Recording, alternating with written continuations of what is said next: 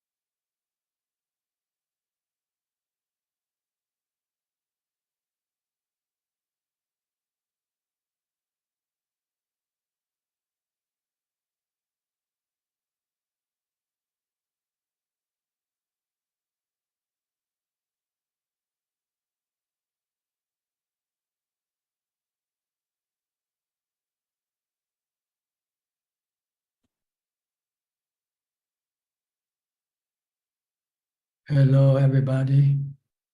Welcome to another Dhamma meeting where we will discuss the Buddhist practices of charity, morality, and meditation. Everyone who is interested is welcome to join.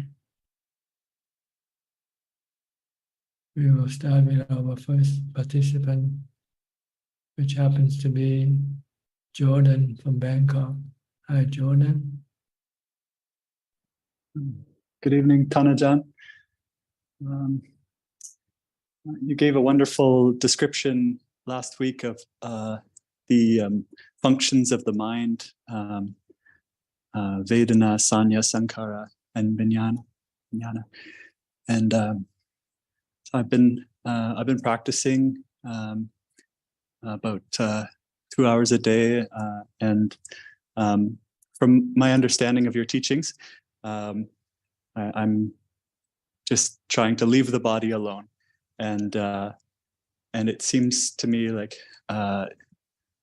I should also be trying to leave the mind alone in the same way, and just focus on the meditation object, and sort of ignore those 4 functions of the mind. Is that right?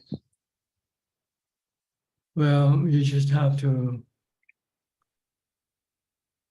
know that they are something that sometimes you can control them and sometimes you cannot. And so you have to know when to stop trying to control them when you cannot do it, such as your painful feeling, for instance. Sometimes you might be able to eliminate or lessen it by taking some medicine or something. But sometimes no medicine can do anything to stop the pain. Then in that case, you would have to learn to live with it, to live it alone. You know what I mean? I think I understand. Yeah. See, there are 2 levels of engagement we do with the body and the feelings. We still have to look after the body. We still have to maintain it, keep it alive, and we have to try to deal with the painful sensation that comes up. Some of them we can reduce or eliminate. We do it because we don't want to live in pain, right? We don't want. But if it comes to the point where you cannot do anything about the pain, then you have to use the meditation practice to keep the mind not reacting, not creating any desire or cravings for the pain to disappear. And just learn to live with it if there's nothing else you can do about it. That's when you need the meditation. You need upekkha or equanimity. Okay, thank you. And being in the samadhi stage of practice, working towards apana samadhi, any kind of memories or thoughts and emotions that I can do my best to just ignore them and go back to my meditation object, unless it's something that is like a very strong emotion. Then I can use a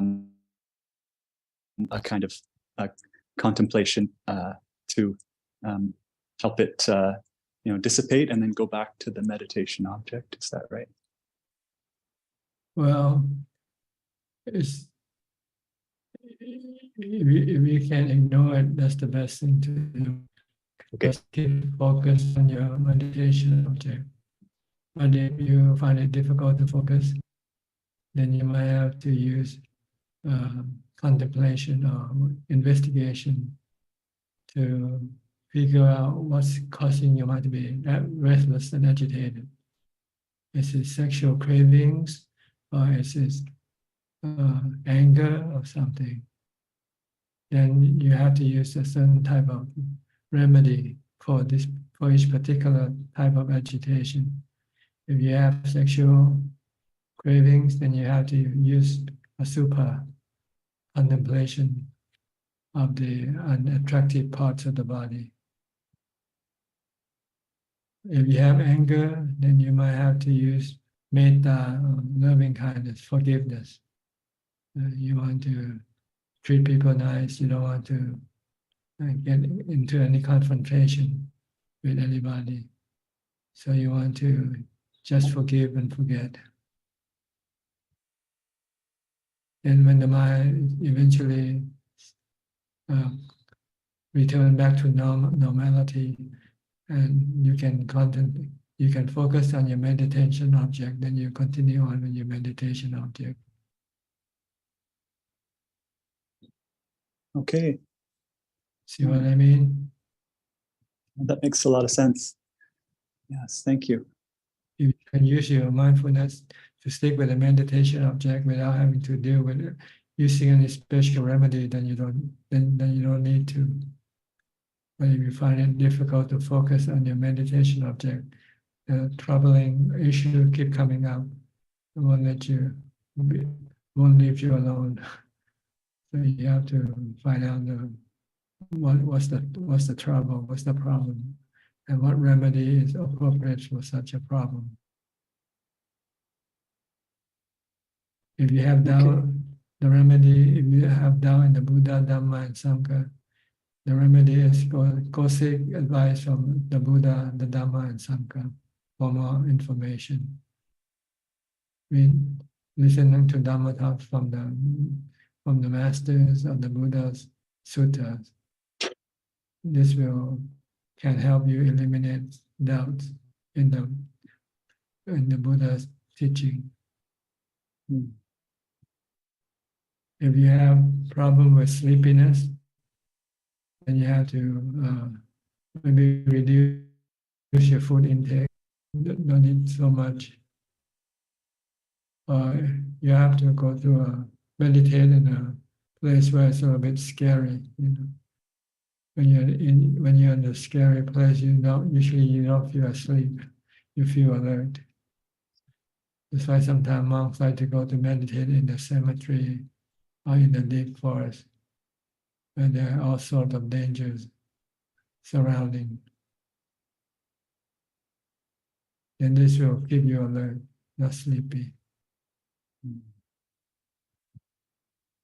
Okay, these are some of the problems that you might have to come up during your meditation practice. Wonderful. Yeah, those are great to have those antidotes to use. Fortunately, I haven't had any doubt about in the Dhamma since meeting you, so I'm very fortunate. Yeah, we call this hindrances, the 5 hindrances: sensual pleasure, craving for sensual pleasure, doubt in the Buddha, sloth and torpor, or sleepiness, anger, and the last one is restlessness and agitation. Sometimes you're just restless, agitated. Yeah. This you need to do more mindfulness before you come to practice. Practice a lot more mindfulness. Try to prevent your mind from thinking about various things that you don't really have to think about.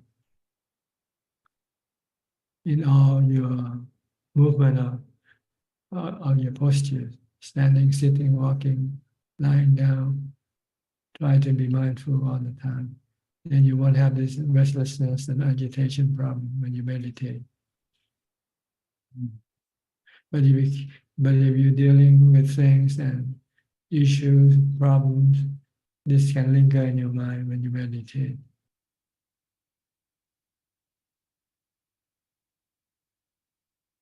Okay? Okay, thank you so much. I'll practice like that. Yeah. Okay. I'll go to Louis. Louis, where are you now? From Brazil. I'm in the bus heading to the airport, Suvarnabhumi Airport.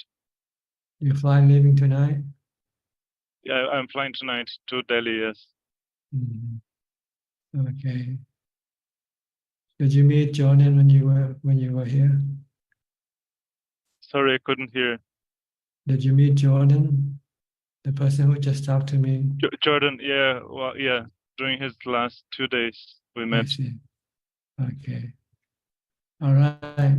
So do you have any more questions you'd like to ask? Or just coming in to listen and to observe? Not yet. Yeah. Okay, so you know how to come in now. So you can always come in wherever you are, every Tuesday night. Thank you. Around this time.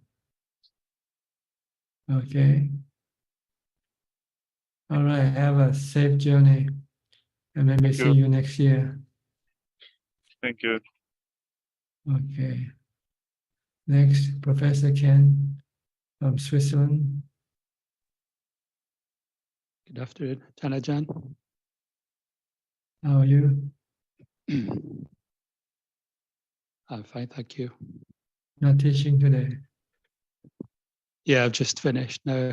At the moment, this semester I have teaching on a Tuesday. It finishes just before this meeting, so tends to stir up the mind a little bit. But coming in here is a good recovery from that.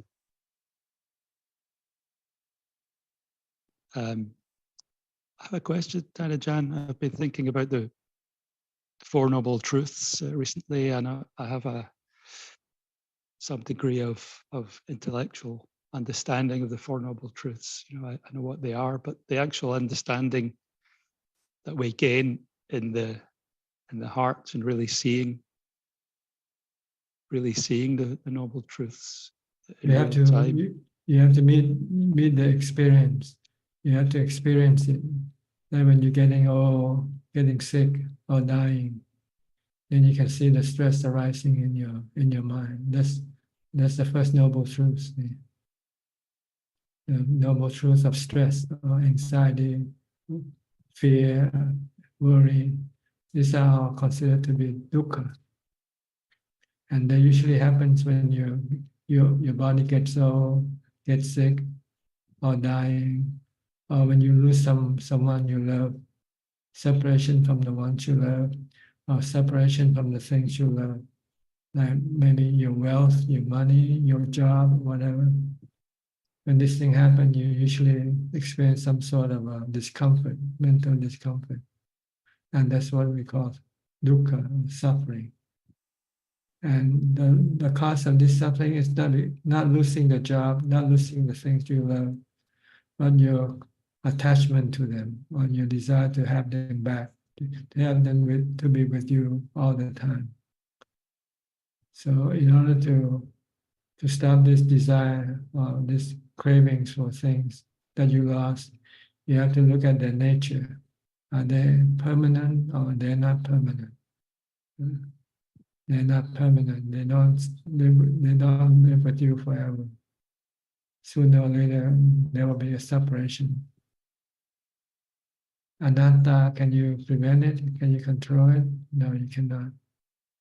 So what do? You just have to accept it. Accept the truth of the three characteristics of existence. If you accept anicca, anatta, then you will have no dukkha, suffering. But if you still want to get things back, when you lose someone you love, you want that someone to come back, and then this can be cause for your stress and anxiety and sadness. So you have to use the wisdom and also a calm mind with equanimity in order to resist your desire or your craving to get things back, things that you lost. So this thing you have to see it in real time when things happen to you, when you lose something that you love, when you're losing your body, for instance, you've been diagnosed with cancer, for instance, and you still remain calm and not affected by the ailment or not. Normally, if you hadn't practiced before, hadn't contemplated before, you would be affected with anxiety and worry and fear. But if you've been practicing Dhamma, you've been investigating the nature of the body all the time, and know beforehand that this body will have to get sick and die one day, and you can somehow convince your mind not to resist this truth, then there will be no dukkha, no suffering, no stress when you heard the news. But if you are affected, then it means your wisdom and your mindfulness is not sharp enough, not strong enough to resist, to stop your defilement, your craving, your attachment. So you have to do more investigation, do more meditation, until your mind eventually remain calm and not being affected by the illness, by the prognosis of the disease that you have. It means you are willing to die, you're willing to let it happen, whatever's going to happen, you're ready. And maybe because you also see that the body is not you, you are the mind who possesses this body, and the mind doesn't get sick with the body. You can use this information to calm the mind down. Say, hey, you're not the one who's getting sick. You're not the one who's going to die.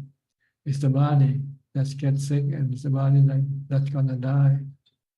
But the body doesn't know anything. It's just element, just made of 4 elements. It's just a breaking up of the 4 elements. So once the mind can clearly see the separation of the body and mind clearly, then the mind can eliminate the desire or the craving for the body to continue to exist. And when that happens, then the mind will have no stress. That's how the Four Noble Truths works in real time. But right now, we're just talking about in theory terms. We have to do the homework first. It's like when you go to school, students go to class to learn the theory, and they have to take the examination to prove that they understand the theory. Same way with Buddhism, you have to first study the theory of the Four Noble Truths. Then you have to apply it when you have the examination, when you get old, get sick, or that, when you get stressed, then you know that something is wrong with your mind. your mind is attached to something or craving for something, then you have to use wisdom to figure out what, and try to teach the mind to accept the truth that's happening.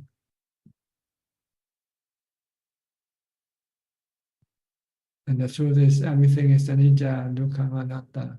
I mean, everything change, everything rises sooner or later. Everything is not under anybody's control. It's the work of nature. Everything is the work of nature.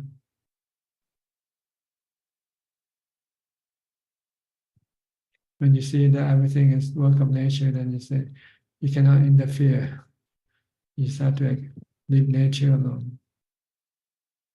Then you will have no stress, no anxiety, no sadness, no suffering.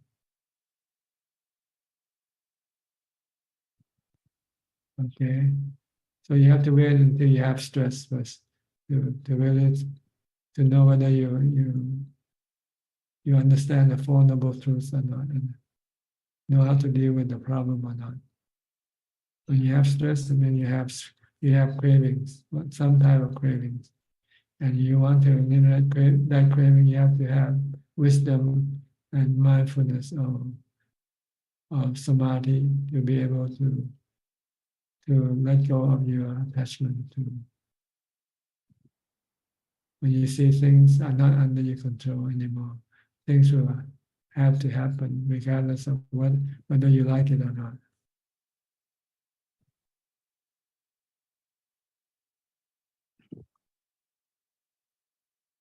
So sometimes you need to expose yourself to some form of stress to test yourself with. Like fasting, for instance, not eating food. When you're not eating, you have hunger pain. Right? This is sensation, painful sensation. So you want to try to use the three characteristics that painful sensation is anatta, it's not under your control. You cannot just tell it to go away. But you can learn to live with it and not be stressed out by it, by accepting by keeping your mind calm, not reacting to, not creating the cravings to get rid of this painful sensation by going for some food, going after some food.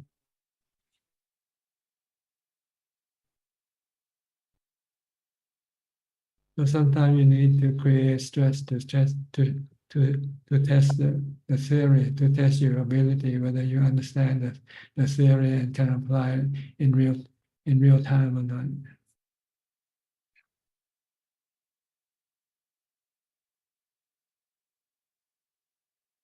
Okay.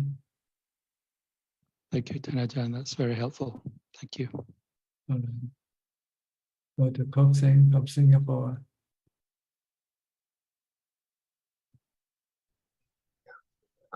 Good evening, Prajan. No questions yet.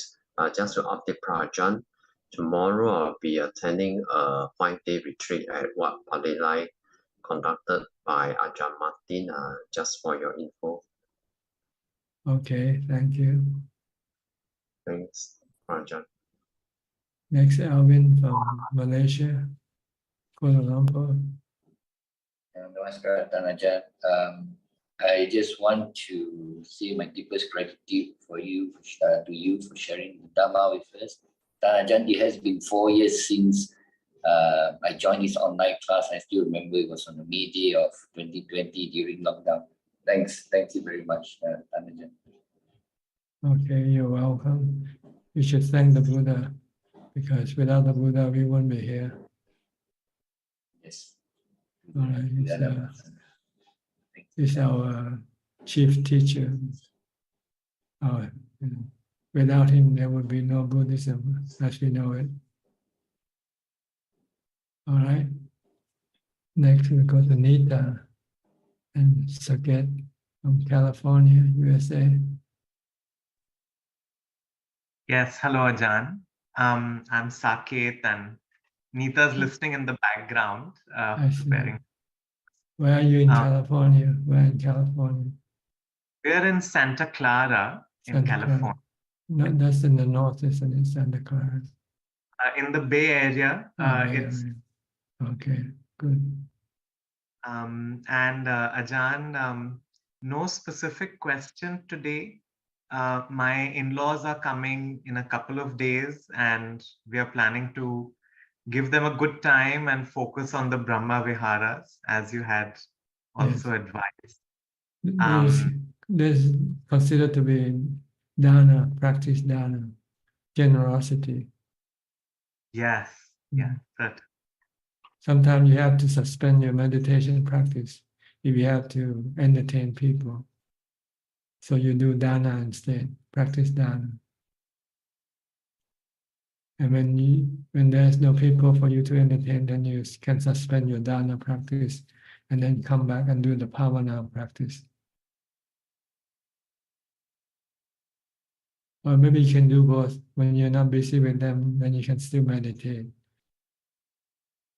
Yes, actually, my wife's father, he does a lot of meditation, which is mostly a Hindu meditation. He meditates for many hours in the night every day. And he is also a little curious and interested to know about Buddhist meditation. And however, his goal is more towards he wants to step out of the body and travel. Those are the kinds of things which I think interest him. And we will see if he is interested, then maybe he will also join. We will see. Okay, no problem. It's up to them. It's up to him. Okay. Thank you very much. You're welcome. Outsourcing from Malaysia. Hi. And Ajaan. Is this your first time? Is this your first time? Yes. What can I do for you? May I ask a few questions? Please go ahead. During meditation, I watch my breath. I could follow the breath, and the breath became subtle and disappeared. Then I experienced calmness and stillness. My mind was fixed on the tip of my nose, and my thoughts couldn't come in, that as if there's a barrier blocking. The mind was so charged, and then nothing, I cannot think. Then sometimes I experience pity and sukha, and then I would like to ask whether I should continue watching the breath in this way, or should I contemplate and do contemplation?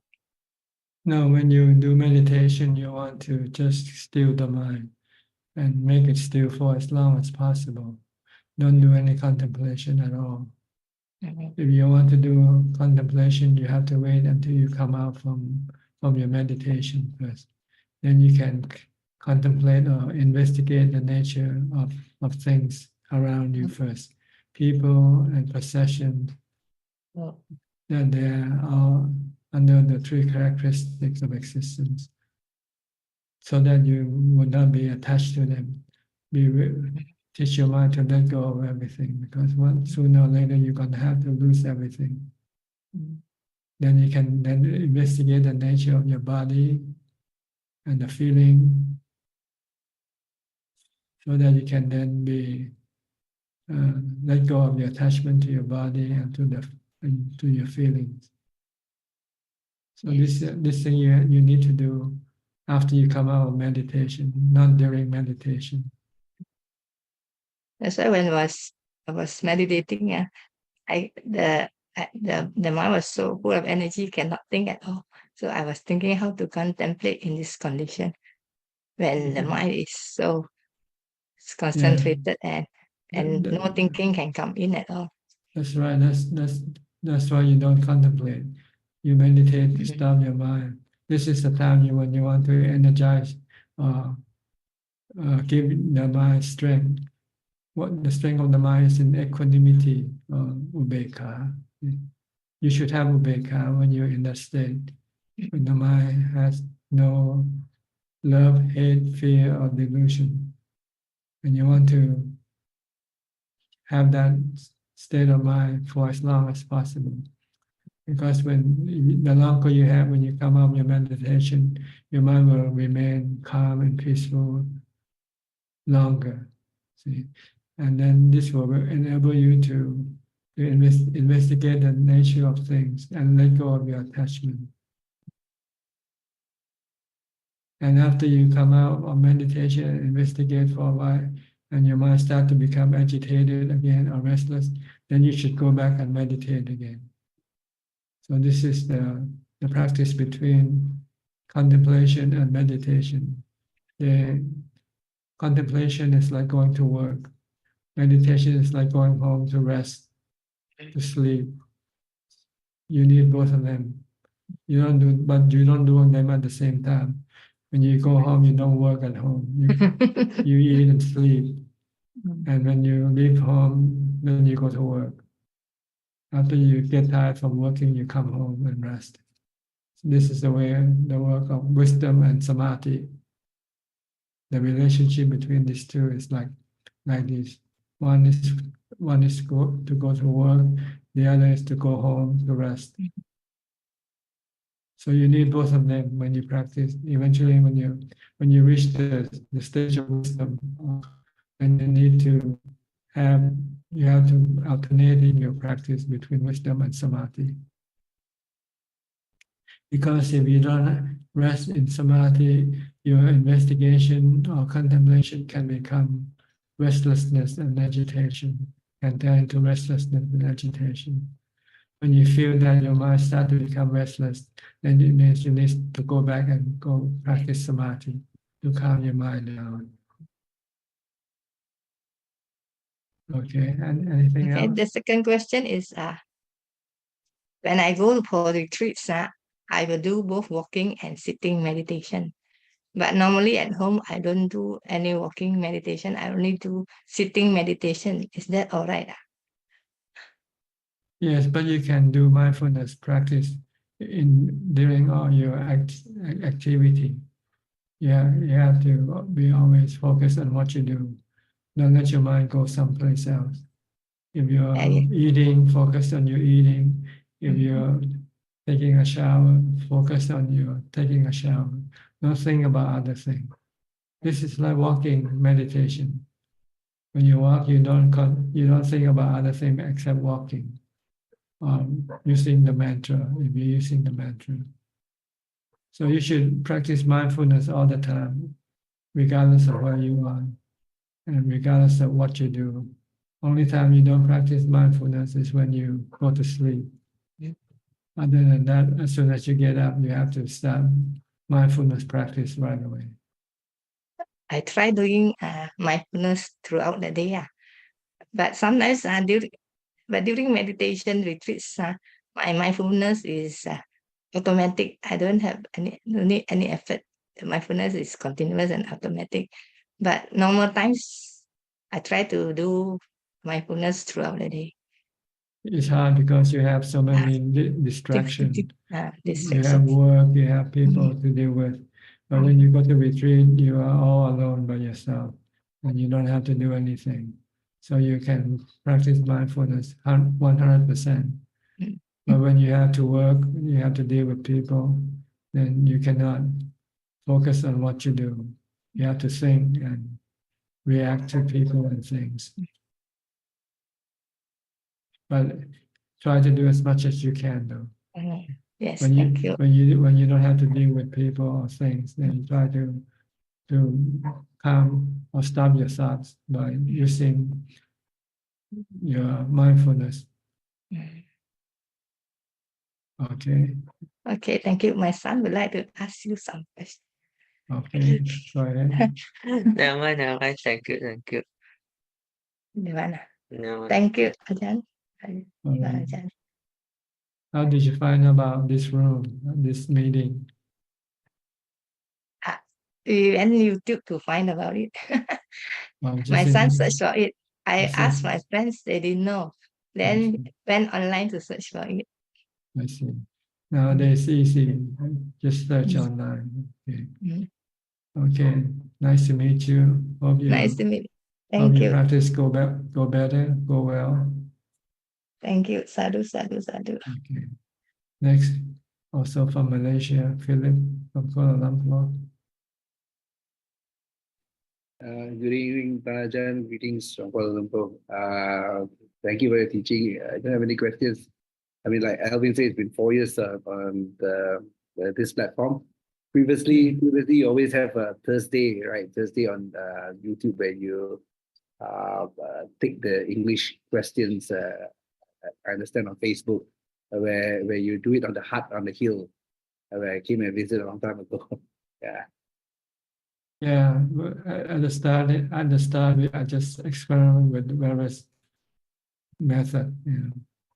I was like amazed that there were a lot of people coming to visit the time, and at that time I was like thinking, how nice it is if I could have to listen to you once a week or something like that, like all the Thai people, and one day it just popped up on the internet. Yes, I didn't expect this meeting to last this long, but it seems it's becoming quite popular now. Yeah. Even now people in my office, I don't know, they also know about this. Yeah, so they say, hey, you attend this Panajan's Zoom on Tuesday. They just asked me, I think yesterday. I think they're listening on Facebook. Yes, maybe they see it on Facebook or YouTube. So I think it's help a lot of people. Thank you, Panajan. All right. Next, Intan from Indonesia. Good evening, Ajaan. You have any question? Yes. Ajaan, I have two questions. One, what teaching of Buddha are attaining self-liberation, but why very rare teacher teach the way to be enlightened? Could you repeat the question again? I didn't quite get it. The core teaching of the Buddha are attaining self-liberation, but why very rare teacher teach the way to be enlightened?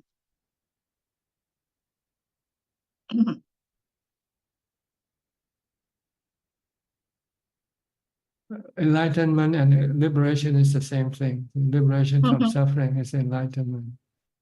Yes, I understand, Prachan, but I mean, if we see the now majority the teacher, especially the monk, teach just the script, but more focused to build a temple and dana, not to how to be enlightened. That's because they don't know how to become enlightened. So they don't know how to teach other people to become enlightened. So they find it easier to teach people to build temples. Okay. The second question, someone can attain enlightenment cause their effort or combination, their effort, their teacher and their parami?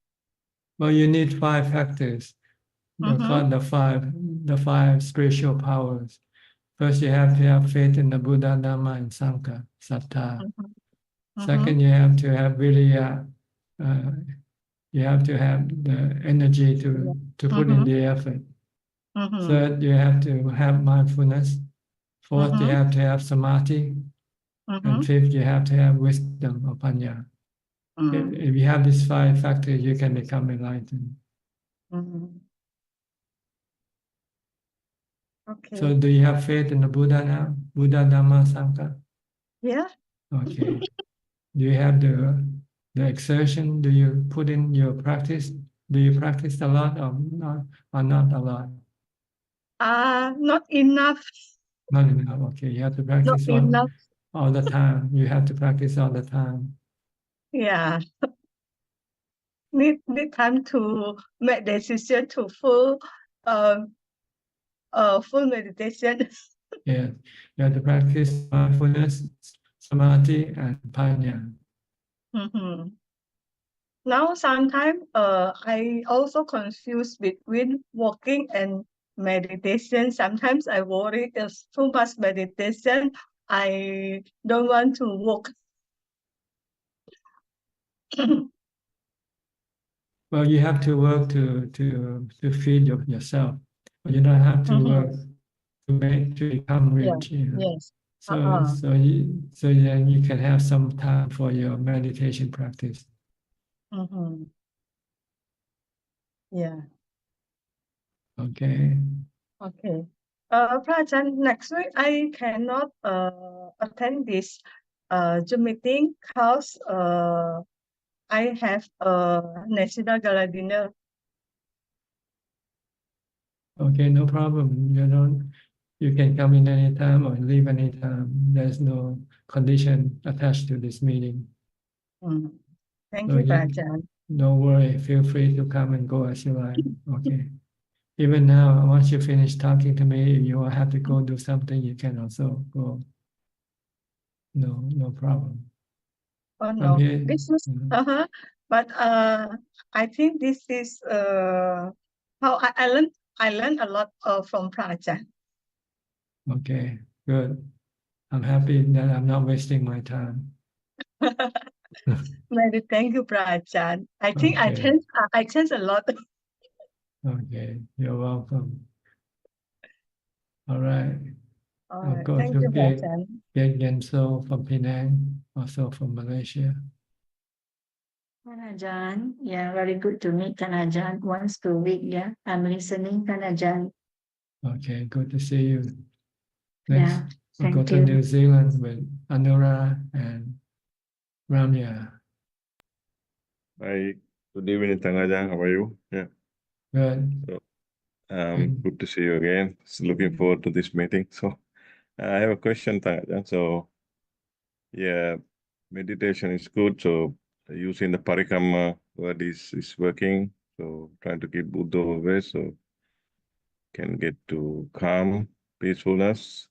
Even though working and in the after work, we can do that. Could you after meditation, when there's the pain in the body or somewhere in the knees or somewhere, or when I'm sick, what are the skillful questions that I should ask myself to investigate the pain? You've been telling us that contemplate on the painful feeling. What are the questions that I should ask to getting into that? Is it anatta or not anatta? Is it something you can control or not? If you can control, then you do it. If you cannot control it, then you just leave it alone. Because when you try to control something that you cannot control, you can become stressful or disappointed. Yeah. So you control things that you can still control. Like washing your clothes, you can wash your clothes, right? So you can wash. So you have clean clothes to wear. So you wash them. But if somehow you become incapacitated and you cannot wash your clothes, what do? You just have to wear dirty clothes. At least, but you won't have any stress from wearing these things. Same way with things that you have to deal with that come affect your mind. You have to ask yourself, is this something you can control, manage, or do something about it or not? If you can, do it. Yeah. But if you cannot, then you have to learn to live with it. And the way to live with it, you have to have calm. You have to have equanimity. So, but because you might tend to react to things sometimes, when even you know that you cannot do anything about it, you still want to do something about it, and this causes you the stress of the mental problem. If you don't want to have any mental problem or stress, then you have to accept that this is something you cannot do anything about. But you can live with it. You can live with everything. The mind can live with everything. The mind can experience everything. The problem is the mind sometimes doesn't want to. That's when you get stressed. If you don't want to get stressed, then you have to teach the mind to experience everything that comes to you, come to your mind.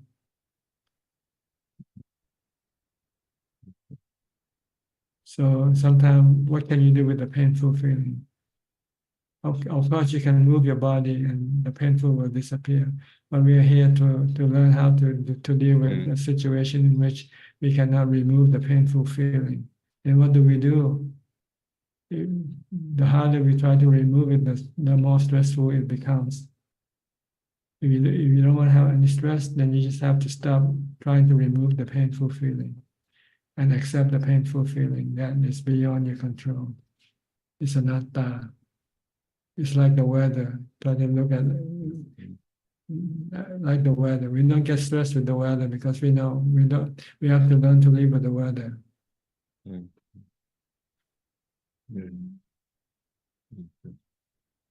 Okay. Okay, yeah. Thank you, Ajaan. So may I ask another question just to clarify my understanding? So in conventional reality, we say anicca dukkha anatta, and when an arahat or enlightened being realizes the path to abandon the dukkha, after that his chitta is completely empty. I mean, there's no more dukkha.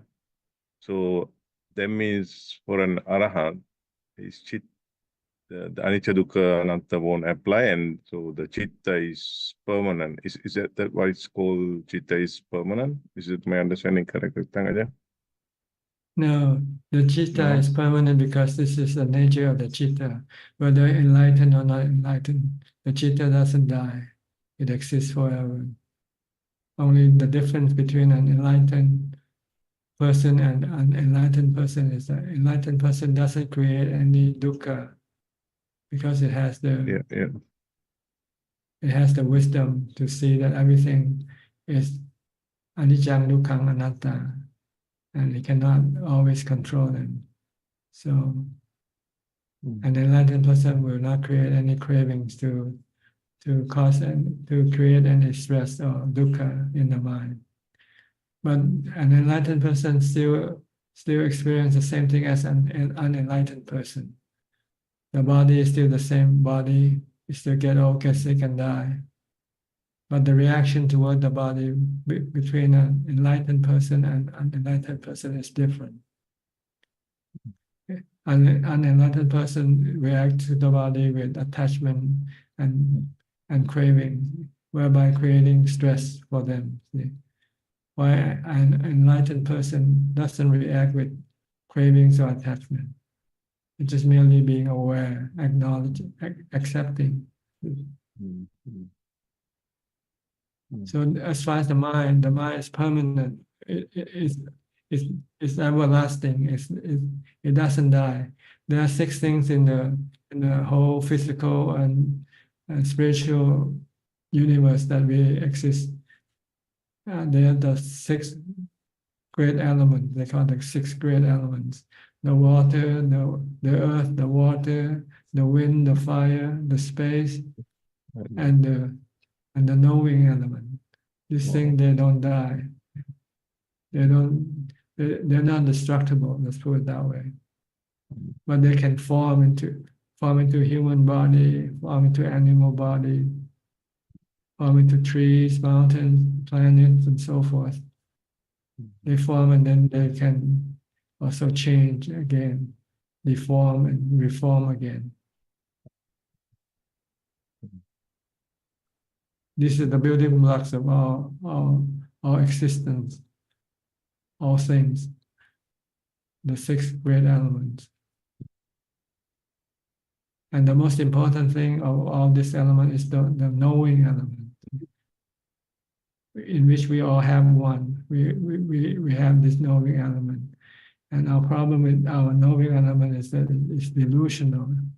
It doesn't know how to deal with things properly in such a way that will not cause it any stress. And this is something that no one knows how to do or get rid of, the stress.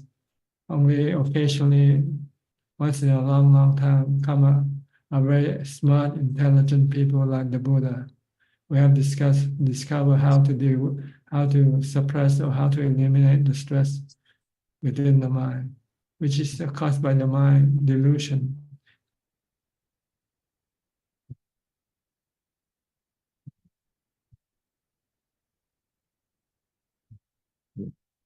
I understood that. Yeah, thank you very much. Okay. Yeah. Thank you. Right. Thank you. So your mind doesn't die with your body. It goes on whether to a new birth or go to Nibbana. The Buddha and his noble disciple, the mind goes to stay forever in Nibbana. Why your mind, if you're still not enlightened, if you still have cravings, defilement, then you go take new birth again.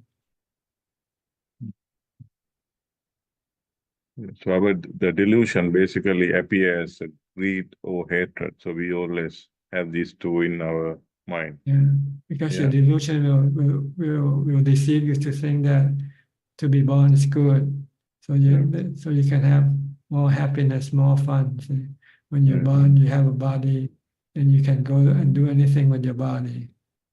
But it only see half of the story. It doesn't see the other half, the suffering half. You only see the joyful half, but not the suffering half. But a wise person will see both sides of the story and say, being born is not good. Because being born, you will be subjected to aging, sickness, and death. So it's better to stop being reborn. Once there's no rebirth, then there will be no aging, sickness, and death, no suffering forever. But you still exist, but exist without the body. Just like when you go to sleep, the mind still exists. The mind is temporarily separate from the body. So the mind still exists forever. Just how it exists with craving or without cravings.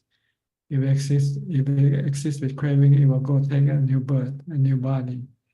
If it exists without craving, then it won't take any new birth anymore. Like the mind, the Buddha, and the Arahant, they don't take birth anymore, but they still exist.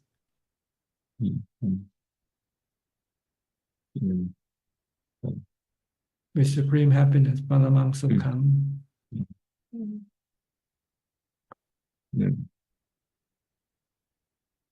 All enlightened person discover that the real happiness is in emptiness.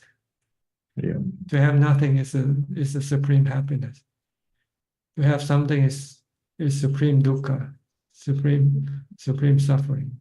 Because everything you have will change and will eventually die or disappear. Then you will have suffering when that happens. But with emptiness, they don't disappear. They're with you all the time, forever. Yeah. Yeah, that's why when in meditation it's when it's peaceful and calm, when you become more empty, then you are more happy and joy. That's right. You don't rely on anything to make you happy. You rely on having nothing to make you happy. Yeah, true. Okay. Yeah. Thank you, Ajahn. Thank you. Go to Maria. Hi, Maria. Where are you now? Maria, can you unmute your microphone? Hello, Tanajan. I'm Okay, still in Samui with my awesome. friend I see. here. Yes, and we have a few questions today. Sure. We go were ahead. discussing about 12 links, Paticca Samuppada, and we wanted to ask. It says that ignorance creates sankhara, and sankhara creates vijnana, and vijnana creates mind and body. So vijnana appears before mind and body. No, this is not creating. It's just a matter of causing something else to happen. With ignorance, avijja, with the avijja, ignorance will instigate the sankhara to go look for happiness through the body, you see. Because it doesn't know any other way of having happiness. It only knows that to be happy, you need to have a body. you have to have the eyes, ears, nose, tongue, and body. So you can then access the sensual objects such as images, sound, taste, smell. Okay. So once avijja instigates sankhara to go after this, sankhara then push vijnana, which is the connector. The vijnana is the connecting thing between the mind and the body. So the vijnana then will connect to the eyes, ears, nose, tongue, and body. So when you have this connection, you have this mind and body system create nama rupa. And with this, then when the eyes come into contact with the images, it is sent to the mind to perceive, to see what it is. And then once it perceives, then it will create sensation, vedana, good or bad feeling. And once there's good or bad feeling, there is cravings for good and craving for eliminating, getting rid of the bad feelings. So you have tanha or craving. With craving, when you have something, you become attached to what you get. If you like something, you want to keep it with you all the time, right? Then you have by doing this, you're creating a new existence. When the body dies, you have to go and get a new body to continue on with possessing this thing that you like. So that's when you get rebirth.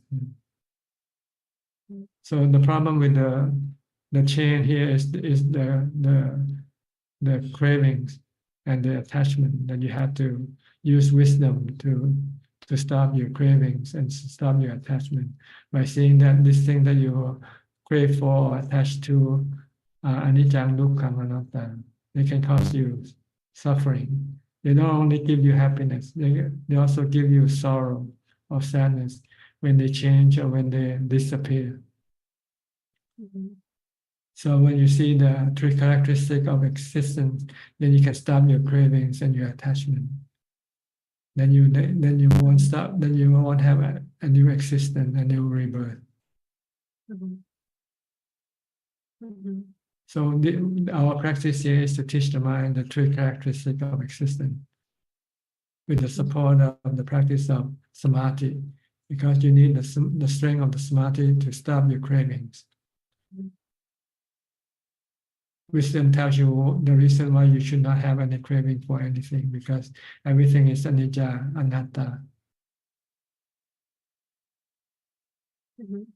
So, and Go ahead.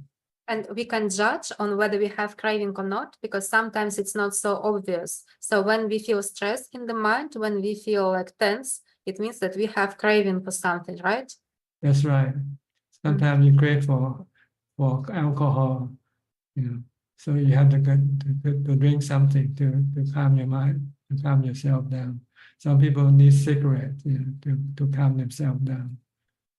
So if you want to stop, if you see this craving is bad for you, then you resist it with samadhi, with equanimity. Every time you want to have a smoke, you go meditate. Or every time you want to have a drink, you go to do meditation instead. Then when you can do this, then you can eventually give up your cravings for these things. Okay, thank you. And we have one more question. Actually, two more questions. I wanted to ask about Vedana. Vedana is both feeling in the mind and sensation on the body. It's like meaning both emotion and sensation. Vedana has two sources, the physical source, which is the body, and the mental source, which is the mind. The physical source is when your body gets sick or get hungry, you get Vedana. Okay. And you have good and bad Vedana. When you're hungry, you have bad Vedana. When you're full, you have good Vedana. This comes from the body. And another source of this Vedana comes from the mind, from your thought, from your thinking. When you're thinking about bad things, you get bad feelings. You think about the war in Ukraine, for instance, you have bad feelings. And when you think about Christmas celebration, you have good feeling. This comes from the mind. Okay. I also wanted to ask about when we name all the qualities of Dhamma, we say that it is Sanditthiko and Akaliko. It means it is timeless. What does it mean, Sanditthiko and Akaliko? Well, Sanditthiko is the teaching of the Buddha has to be proven by yourself. The practitioner will be the one who will experience and appreciate the teaching of the Buddha. Not by just studying alone. Studying is not good enough. You have to do the practice to really see and appreciate, experience the teaching of the Buddha. Akaliko means it's timeless. You can do it anytime, anywhere, at any ages. The teaching of Buddha is always the same, gives you the same result. Whether you practice during the time of the Buddha or you're practicing right now, you get the same result, which is Nibbana. This is Akaliko, timeless. The teaching of the Buddha is always ever present, always active, always effective. Let's put it that way. Okay. It doesn't depend on time. Doesn't change with time. Also, my friend is asking how to work with the fear of death. If you are afraid that when you get old, like you don't have your beauty anymore and then you will die finally. It's only working with anicca and anatta, right? That's right. You have to keep thinking about it to teach your mind to slowly accept the truth that this body is going to get old, get sick, and die. And it's the same with everybody's body. But also you have to also believe in the Buddha's teaching that said that the body is not you. You are not the one who died. You are the one who suffer because you are the mind, you're not the body. So if you can understand this, then you might be able to accept the death of the body and say, yeah, I don't die with the body. The body is not me. I'm just like a driver of the automobile. The body is like an automobile and the mind is like a driver. The driver tells the body what to do, right? You have to walk, to eat, to do things. The body cannot tell itself what to do. The body has to wait for the mind to tell it what to do. So the body and the mind are two separate persons, not one and the same person. When the body gets sick or die, the mind doesn't get sick or die with the body. And in order to be able to accept this, you have to meditate. You have to, when you meditate successfully, you will be able to separate the mind from the body. And if you don't meditate, the mind and the body is still coupled together, like one person. So you have to use meditation to separate the mind from the body. And once you successfully separate the mind from the body in meditation, after you come back from meditation, you have to constantly tell your mind that the body is not you. And let go of your attachment to the body. Whatever happens to the body, if there's nothing you can do or prevent, then you just let it be. So both concentration and investigation, they both help us to separate mind and body, right? That's right. You need both of them.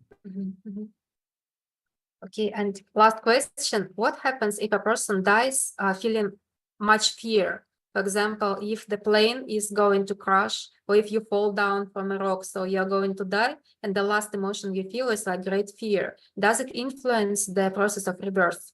No. The process of rebirth is dependent on your accumulated good or bad karma that you have done. So it depends on how much good karma you have and how much bad karma you have. If you have more good karma than bad karma, you still go to heaven. But if you have more bad karma than good karma, then you go to hell. So it doesn't matter how you die. the last moment of death doesn't determine your rebirth. Your rebirth depends where you go next, whether heaven or hell, good realm or bad realm, is depend on the balance between your good and bad karma, which is stronger. If your bad karma is stronger, then your bad karma will be the one to pull the mind to go to a bad realm of existence. If your good karma is stronger, then your good karma will pull your mind toward a good realm of existence. And you stay in those realms until the good or the bad karma expire and doesn't have any more strength to pull the mind either way. Then you come and take birth as a human again. And if a person, for example, commits suicide, it is considered like breaking Shila if he is killing himself. It will That's influence right. his process of rebirth. Yeah, you're creating more bad karma. You're adding more bad karma to the balance that you already have. But if he has done a lot of good karma, even if he commits suicide, he can still go to heaven if his good karma is more than bad karma. Yes, if the good karma is more than the bad karma. Okay, and what is how the Buddhists see the euthanasia, like when a person is suffering much from his disease or the animal is suffering much, so they just give some injection to kill. I think it's breaking of Shila, but some people say that when it's like a person or animal is in great pain, it's better to help them not to be in such pain, like that they can die in a calm state of mind. What do you think? You're still killing, see. And actually the pain of the body isn't that great. The greater pain is in the mind, the mental pain, which is caused by the desire not to die. See? So if the person can somehow understand this and stop the desire not to die and accept death, then there will be no mental pain. Then the person can continue on living until the body dies naturally without having to kill the body. Okay, thank you so much. Because if you keep killing your body, every time you come back, next time when you return and born as a human, when you face a similar situation, you will kill yourself again. And this will not solve your problem. You have to solve by killing your craving, not killing the body. Does it mean that even if you feel great pain from your sickness, it's better not to take any medicine that no painkillers if you can? Yes, if you can kill the mental pain, you can get rid of the mental pain, then there is no need to take any painkillers. Okay, thank you so much. All right, you're welcome. Maybe see you again anytime when you have any question, you always can come back in, okay? All right, next we'll go to Bangkok with B. Ravin. B. Hi, good evening, Prajaan. Good to see you. Go ahead, any question? I'm trying to think because actually some of my questions were answered just now. So I'm just trying to rephrase my question.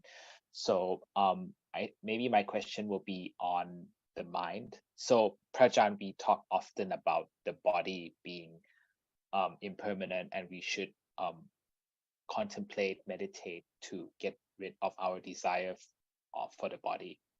But I read in your book, and you mentioned that the mind itself also has is also impermanent and also has fetters. So maybe my question would be, how can the mind be impermanent when I think you mentioned that the knowing element is something that is permanent with the mind? When you talk about the mind being impermanent, it means the conditions in the mind is being impermanent. It keeps changing. Like your thoughts keep changing, your feeling keep changing, your perception keep changing. your vijnana keep changing, depending on the context. Then that come into contact with the mind. See? So you have someday you have good feeling, sometimes you have bad feeling. And this is the thing that we have to understand, that they are anicca, dukkha, anatta, not the knowing element itself, but the content of the knowing element keep changing. The nama khandas keep changing. By changing, it creates you. Someday you have good feelings, someday you have bad feelings. Sometimes you have good emotion, sometimes you have bad emotion. This sometimes you cannot get rid of or change because they're not under your control. So the best way is, if you don't want to create any stress for the mind, just to accept them for what they are. Just like the way you accept the conditions, changing conditions of the body and feeling. In this regard, that's what it means by the mind being anicca. Not the mind itself. The knowing element is not anicca, but the content of the mind. What contains in the mind? Your emotion, your feelings, your thoughts keep changing every day, right? Someday you get up in the morning and you start feeling bad already without knowing why. And if you want to make it feel good, sometimes you make it worse. So better just to accept it for what it is and say, this is anicca. It will change. Anatta is not always under your control. You cannot always make it feel good. So it's the nature of the 5 khandas Yeah. being impermanent and constantly changing. Yeah, they have the 3 characteristics of existence. Anicca, dukkha. Anicca, anatta, dukkha happens because you want to manage them or control them. And when you cannot control them, then you get dukkha. So don't try to control your body, don't try to control your feeling, don't try to control your emotion when you cannot do it. When you can do it, do it. But when you cannot do it, then you just have to let it be. Yes. So Prajan, that means if I were to experience these emotions, I should try to meditate and get into jhana to get rid of them. If you can, you can. When you meditate and get into jhana, it means you want to leave them alone. See? But if you want to go get a drink or go to a movie to make you feel better, then this is trying to manage them. Sometimes go to a movie doesn't solve the problem either. Having a drink doesn't solve the problem either. So you have more drinks. Makes it worse, actually. Make it worse. So it's better just to leave them alone. They come and go like the weather. It's like the saying, oh, I need a drink, I'm stressed. That's actually bad. What you should do is, I need to meditate better if you want to solve it by meditating. By meditating, it means you want to leave the problem alone. Let it sort itself out. You just want to be a watcher or be someone who's aware of the problem, but not trying to do it to deal with it anyway, because you don't know how to deal with it. So you just leave it alone. Yes. So meditation is a way to get rid of our desires for bodily changing, desires. for trying to interact or trying to manage things. Yeah. When we cannot do anything, we're better just to stay put and let things sort themselves out eventually. Because nothing lasts forever. Your bad feeling eventually will disappear, replaced by good feeling or neutral feeling. Same way with emotions. So that's why, Prajan, you mentioned don't be to enjoy the good feelings and also don't stress over the bad feelings, because they will eventually pass and intertwine between each other. So don't be engulfed or be impacted by them. Right, because you become attached to them. See, with good feelings, you want to keep it forever. When it doesn't last, then you become sad and it disappears. And with bad feelings, you want to get rid of them right away. And when you cannot get rid of them, you also feel bad. So it's better just to let them come and go. All you need is equanimity, ubeka.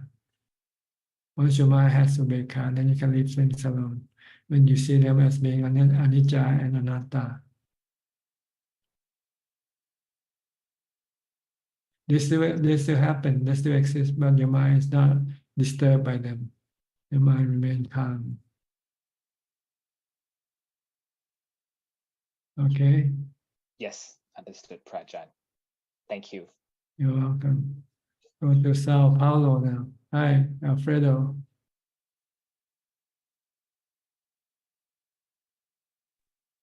Hi, Bante. How are you? Okay, and you? Good. Did you go see the doctor yet? Yes, yes. The doctor say that that I don't have cancer on the stomach. The No other cancer. Okay. no cancer. He thinks, nah, he asked the biopsy of stomach. He say that the other doctor, a woman doctor, say it's possible cancer. Me, they say that not tell the truth, not tell. They are a younger doctor. Mhm. The oncologist of cancer. So how do you feel? How do you feel if you have cancer? Will you be sad? Will you be worried? Or will you just say it's anicca anatta? I was a little answers.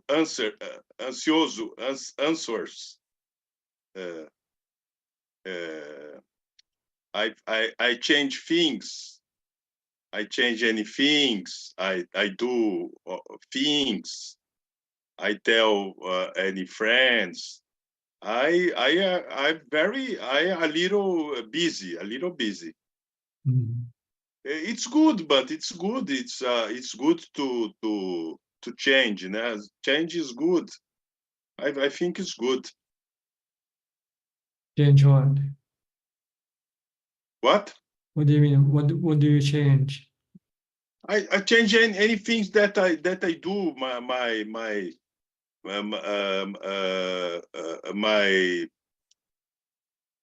At night I do dancing. I do any things. I do academy. I do. I take care for my cuchi. I take care my cars and my motorcycles. I do very things. Meditate less, not meditate a lot. Meditate less and do more things. Like Ajaan Suchart, when he needed to do a road in countryside, to do build a road, a way to peoples to climb the in Ajaan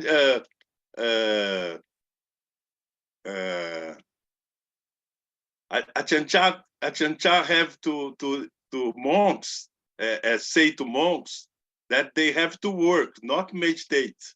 If need to work, they have to work. and Ajaan Sumedo, no, I want to meditate only. I not to meditate. I don't work. I only meditate. Don't meditate. And Ajaan just say to Ajaan Sumedo, no, Ajaan Sumedo. Oh yes, you are meditate. Ajaan Sumedo, go meditate. And one week to tomorrow, Ajaan Sumedo takes to say to Ajaan Suchart, I don't meditate. I have work. It's a history of the past of Dhamma and monks. Yes, sometimes you have to work. Sometimes you have to meditate. So you have to know the right time to do that. Yes. To do them both. And sometimes you have to fix your house. If you have a roof, a broken roof, you have to fix the house, not just sit there and meditate. Yes. You have to fix the roof, right? But when there's nothing to work, then you should meditate. Don't try work to do just to escape from meditating. Yes. It's our karma, né, Bante? It's our karma. That have peoples that work more and work less. Né? It's our karma, né, Bante? Our past, we do on past. Now is the karma, the effect, the kama vipaka, né? The vipaka of karma. If in the past you used to do a lot of meditation, then you'll probably want to do more meditation now. Yes. If you used to do. Sorry. Go ahead. I do my life to meditate. Okay. I preparate my life to meditate. Né? Yes. I have a money in bank. I have a cult. I have friends. Okay, né? No fight a lot, né? With friends. Então I preparate my life to meditate, né, Bante? To samadhi, né? But sati and wisdom is very important, né? But sati and wisdom is very important to meditate is okay, né? To samadhi is okay, né? Yes. Bante. Yes. No, say, Bante, say. No, I forgot what I wanted to say already. But very good. You're very inspired today, but congratulations. Very good your explanation about Dhamma. When you say about the Four Noble Truth to the prophet, to the teacher, to the prophet, it's very good. Okay. Yes, very good explanation. Remember Asada, Adinava, and Nisarana. Nisarana. The escape. Escape, Nisarana. Four Noble Truth. And Asadana, the danger. Asada, the danger. Four Noble Truth is very important to see the danger, né, Bante? And Asada Adinava, Adinava, the gratifications, né, Bante? When you win with the Dhamma, né? Gain of the Dhamma, né? The merits of the Dhamma, the vipaka of the Dhamma, the good things with the Dhamma, né, Bante? Asada Adinava and Nisarana on Four Noble Truth. You are today, Bante, you are perfect, very, very perfect. Congratulations of your. I think Theravada is your things today, Bante. Theravada is the most Dhamma. Why you think about Mahayana don't like Theravada? Is but Theravada is a lot of teachings and not have fruits, Bante. I don't know. I just don't pay attention to other people. It's up to them. You cannot stop them to like or dislike something. If they like something, it's up to them. If they don't like something, it's up to them. It's not for us to worry about. What we should worry about is how to get enlightened better. Okay? Yes. Right? Yes. Okay. I understand. I understand. But I am a Theravada student. But the problem of Mahayana in Theravada is not good, but it's not good. Leave them alone and don't worry about them. Okay. Yes. Worry about ourselves. Try to get ourselves become enlightened better. Yes. Okay. Asuba, but asuba with the word. That's right. With the samsara. Yeah. Okay. The problems of samsara is not me, Bante. Yeah, you must not forget to meditate. Don't work only. You have to meditate also. Okay. Yes. No worry. Okay. Good luck to you. Good. Okay, I'll go to Dubai with Aparachita. Hello, good evening, Ajaan. Yes, greeting to you. No, I'm listening as always, and some beautiful gems that you just said just now, like don't kill the body, kill the craving. I Yes, think that's that's right. very clear. And yeah, it's the craving. Yeah, Almost. the problem is the craving, not the body. The body will die anyway, whether you kill it or not. Killing the body doesn't solve any problem. Yeah. Killing the craving will solve all the problem. The important problem, which is suffering. And in a way, just listening to another lady, you know, I guess women's preoccupation with their looks and growing old, that killing the body or saving the body, they're actually both sides of the same coin in a way. Yes, they are from cravings. Yes. And it will make them unhappy anyway, whichever way they do. So once you can kill the cravings, then you can accept the body for what it is, whether it's good looking or not, whether it's living or dying, it will not bother you. Yeah. And in a way, also, like, as the Buddha said, like, it's actually, we are lucky to have this body because we can meditate. So put it to good use instead of wasting, like I know I have wasted many of my life so far on all the wrong preoccupations until I really heard the true Dhamma. So yeah, so thank you. Thank you. That's right. We should consider ourselves fortunate to have this body, to be able to study and practice the teaching of the Buddha. Yes. So try to make good use of it before we lose it one day. Yes, I am. Okay. Okay. Good luck to you. Thank you. Thank you. Okay. Next, Belinda. Hi, Belinda. Hello, Ajahn. I might count you on. Oh, really? You got here when yesterday? Yes, yesterday. Okay. Good. You like it there? Yes. Exceed my expectation. Good. Make good use of it. Yes. Mindfulness now. There's no distraction now. You cannot blame anybody now, anything now, except yourself. Yes.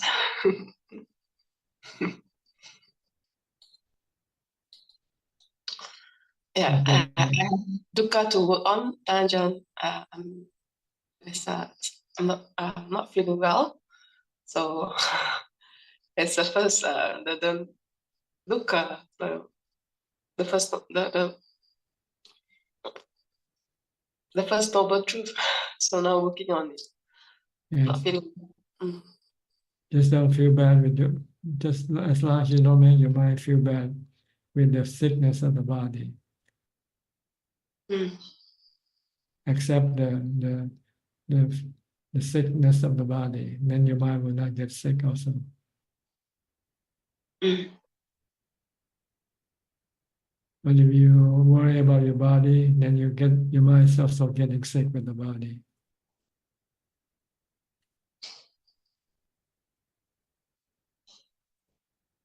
So for the mind, you should just meditate. The body, you just take the medicine for the body, and you give meditation. Give the mind the medicine by meditation.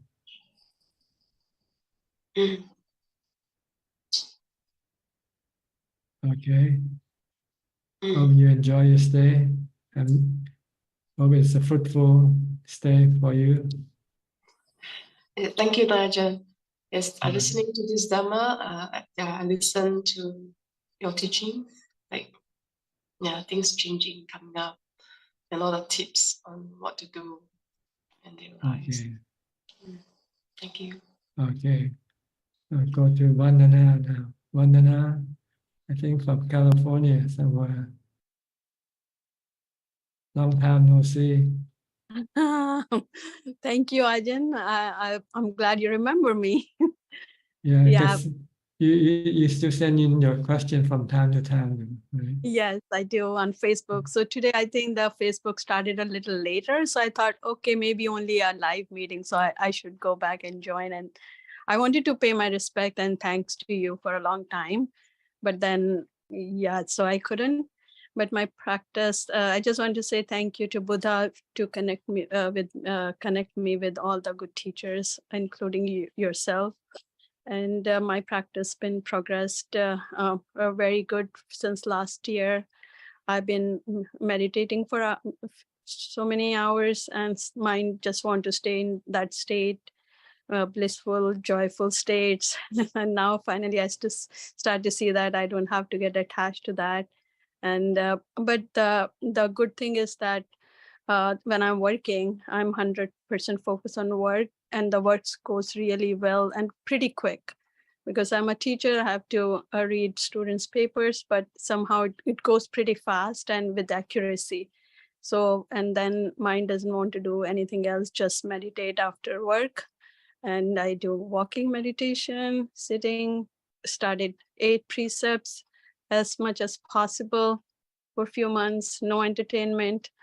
Last year, this year actually in the beginning, I visited Bodh Gaya and all the holy sites for where Buddha was, Savatthi, Kushinara and everything. So the faith became more and more stronger in Buddha Dhamma Sangha. And this weekend we just met Ajahn Suchart. He's visiting Abhayagiri in California. So I was blessed enough to meet with him for 3 times and got to talk to him. So it's been very, very well. So things are coming, going, seeing as the mind is now started to investigate anicca, dukkha, anatta on a day-to-day life. And it's not like no problem came. So many things came, but they also disappeared. So I'm very, very grateful to be in touch with you all this time. Thank you, Ajahn. You're welcome. Do you have any question tonight? No, Ajahn, I just came to say thank you. That's all. Okay, good to see you again. Yeah, thank you, Ajahn. All right, next to Nining. Nining from Indonesia. Yeah, good evening, Prajan. I have question. Hello? Yes, go ahead. How Ajahn maintain health? Does Ajahn take any vitamin or supplement? Does Ajahn have any restriction of the certain food? Is there any tips for us? For example, is there any food that shouldn't be taken in order to improve the practice? Just eat normally, whatever is available. Don't be choosy. Just any type of food that doesn't cause you any sickness. But it doesn't have to be expensive or anything like that. Just anything that will just keep the body going. Simple. Because scientists now find that if we want to battle the cancer, if we want to be healthy, we have to take more protein. So, yes, but it doesn't change the formula anyway. You die anyway. So don't worry too much about it. yeah. Maybe a few years longer, but the result is the same. So don't waste too much time worrying about them. You know. But to spend time trying to get rid of your worry by accepting death. Once you can accept death, then it doesn't matter what you eat, you know, because you're gonna end up dead anyway, sooner or later. Oh, I see. Because I am a lacto-ovo vegetarian, and the admin said that I'm not allowed to request certain meal.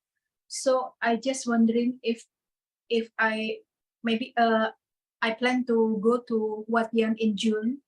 So if I don't take any meat, yes, you can order the caterer to bring you just vegetarian food. It's okay. Okay. Oh, thank you. Thank you. No problem. Just tell them that you're a vegetarian so they know. So they can cook you vegetarian food. Okay, thank you, Ajaan. So actually, I want to bring something from Indonesia, maybe to do food offer to Ajaan. So that's why I asked that: is there any restriction for certain food? Don't worry about it, just bring anything you want to give. Just try to make it simple and easy. Don't make it complicated. Okay. Okay, because I believe most of people here believe that Ajaan already enlightened. So we want to bring something that I wish that Ajaan eat what I bring from my country. That's all. If I eat everything that people give me, I'll be dead from overeating. Okay. Thank Okay. you. Just so Thank you. don't worry about me. Just just give whatever you want to give. This is on your part. But giving is good for you to give. But as far as the receiver is concerned, don't worry about them. Just give what you think is good for them. That's all. And then whether they can take it or not, whether they can eat or not, that's the problem. Don't worry about it. Okay. Thank you then. No more Okay. question. Thank You're you. welcome. Okay, Sui and Czech from Vancouver. You have anything to give me? How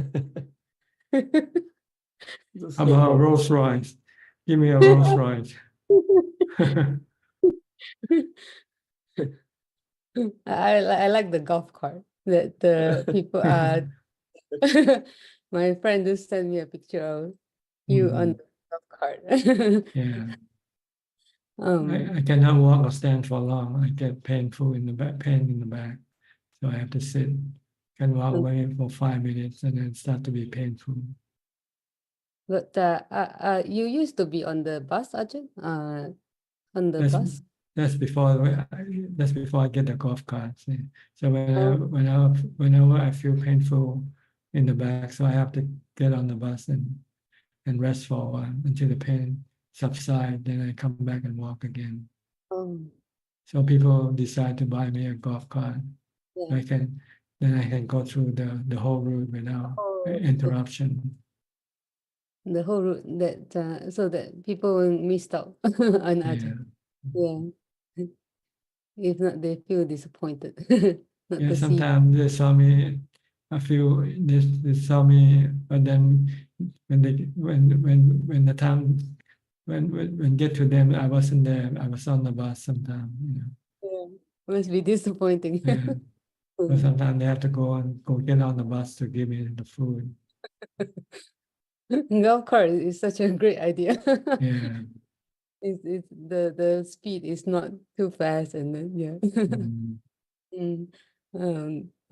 Yeah, I really like that you said that we don't solve problem by killing our body, but by killing the mental defilement. We can't solve problem by killing our body. Instead, let kill the defilement. Yes, because the kill is cruel, regardless of the reason. It's only your delusion that try to, make justification that killing is good, But in reality, killing is not good. Killing anybody, yourself or anybody, this is not good. No one wants to be killed, right? So I think people forgot this fact because they feel terrible seeing somebody suffer. So they don't want to see them suffer because it makes them suffer also. Yeah. That's because they don't accept death. They don't accept the painful feeling that is part of life. If they can accept, then they can just leave things alone. Yeah, that's true. Yeah, it's probably we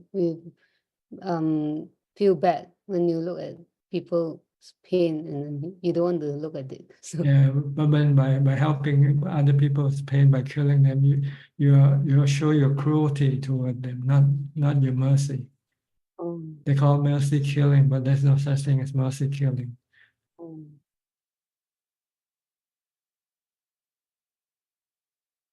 Mm. Killing Yeah. killing is always bad. It's always cruel. Mm. I don't know why people can somehow justify by saying it's mostly killing. Mm.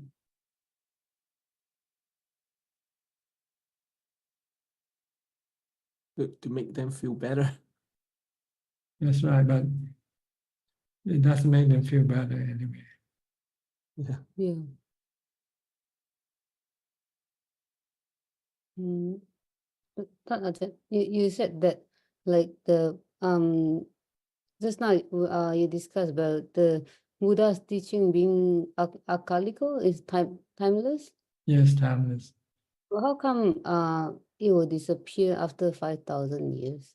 Like, Because nobody take it up, that's all. It's still there. The next Buddha will bring it up again. it's still there. Yeah, still there, but no one practices. No one studied the teaching, the practice. So it just then disappear from people's mind, Oh. and wait for a new Buddha to discover it again and bring it forward. So it's not that it's gone, it's just disappear from people's From mind. people's interest. Nobody interested to study or practice anymore. So it's there all the time. The Four Noble Truths is always there. Like the law of gravity is always there, right? It's waiting for somebody to discover it, that's all. Oh. Can you say the law of gravity change? No, it doesn't change, right? It's always there. But whether the people will know it or not, that can change. Oh. Mm-hmm. Okay.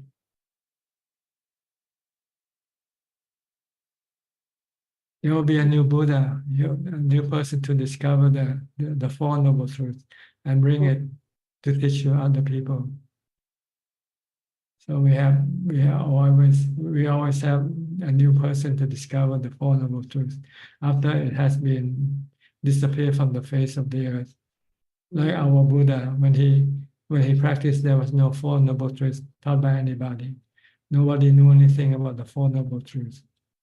Yeah. Except he didn't know the Four Noble Truths, but then eventually he wants to get rid of his suffering. So he eventually investigated and finally found the Four Noble Truths. It's in our heart. The Four Noble Truths is in our mind, in everybody's mind. But we just don't see it, that's all. Right? When you have stress, is that the Noble Truth or not? When you cry, that's the Noble Truth, the first Noble Truth already of suffering. But you don't investigate, say, why am I crying? Why should I cry? Why do you have to cry? Because I want my money back. I want my husband back. Because he went and have somebody else. So you cry. You don't see the cause of your crying because of your craving, your desire. You want your husband back. You lose your husband. He goes and live with somebody else. So you cry. This is the Four Noble Truths happening all the time in people's mind, but they don't see it as such.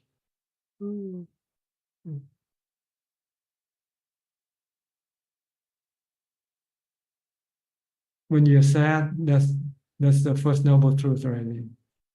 Okay. When you hear some bad news, you're sad.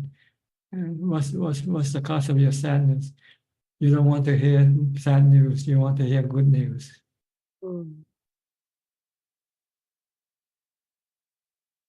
See, the Four Noble Truths is always there, but nobody sees it. Even the Buddha, before he became enlightened, he had it inside himself, but he didn't see it. The delusion is so great that covers up this thing. You don't see it inside yourself. And even if we don't know the solution. Yeah. When you feel sad, you blame on somebody else. You blame on your husband leaving you. He's the one who makes you sad. But in fact, it's not him that makes you sad. And him leaving you doesn't make you sad. It's your desire for him not to leave that makes you sad. See? So if you could change your mind and say, okay, he can go, I don't care, then you won't be sad, right?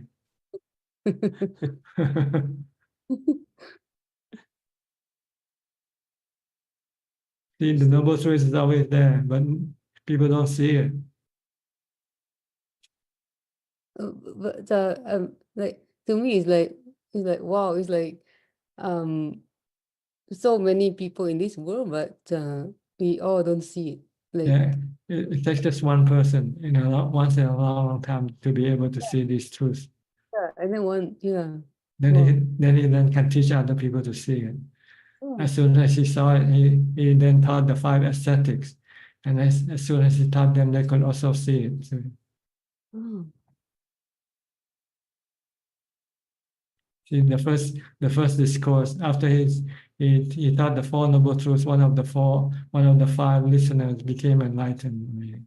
Yes, yes, I can see now. The 4 noble truths is in myself, in my mind, working all the time, but I just don't see it. That's all. When I feel sad, instead of killing my craving or my desire, I go kill other people. That make me sad.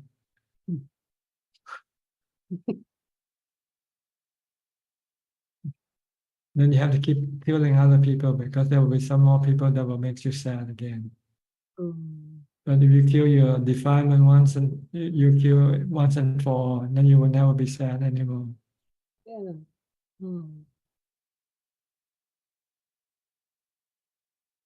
So this is what we want to do.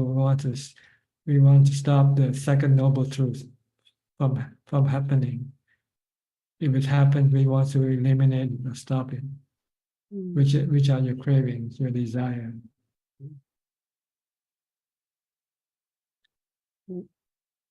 By using the practice of the meditation and wisdom, see that you cannot change things. Things are beyond your control. People die, people leave you, you cannot stop them when that happens. Only thing you can do is just accept it. If you can accept it, then you won't get sad. You don't become sad.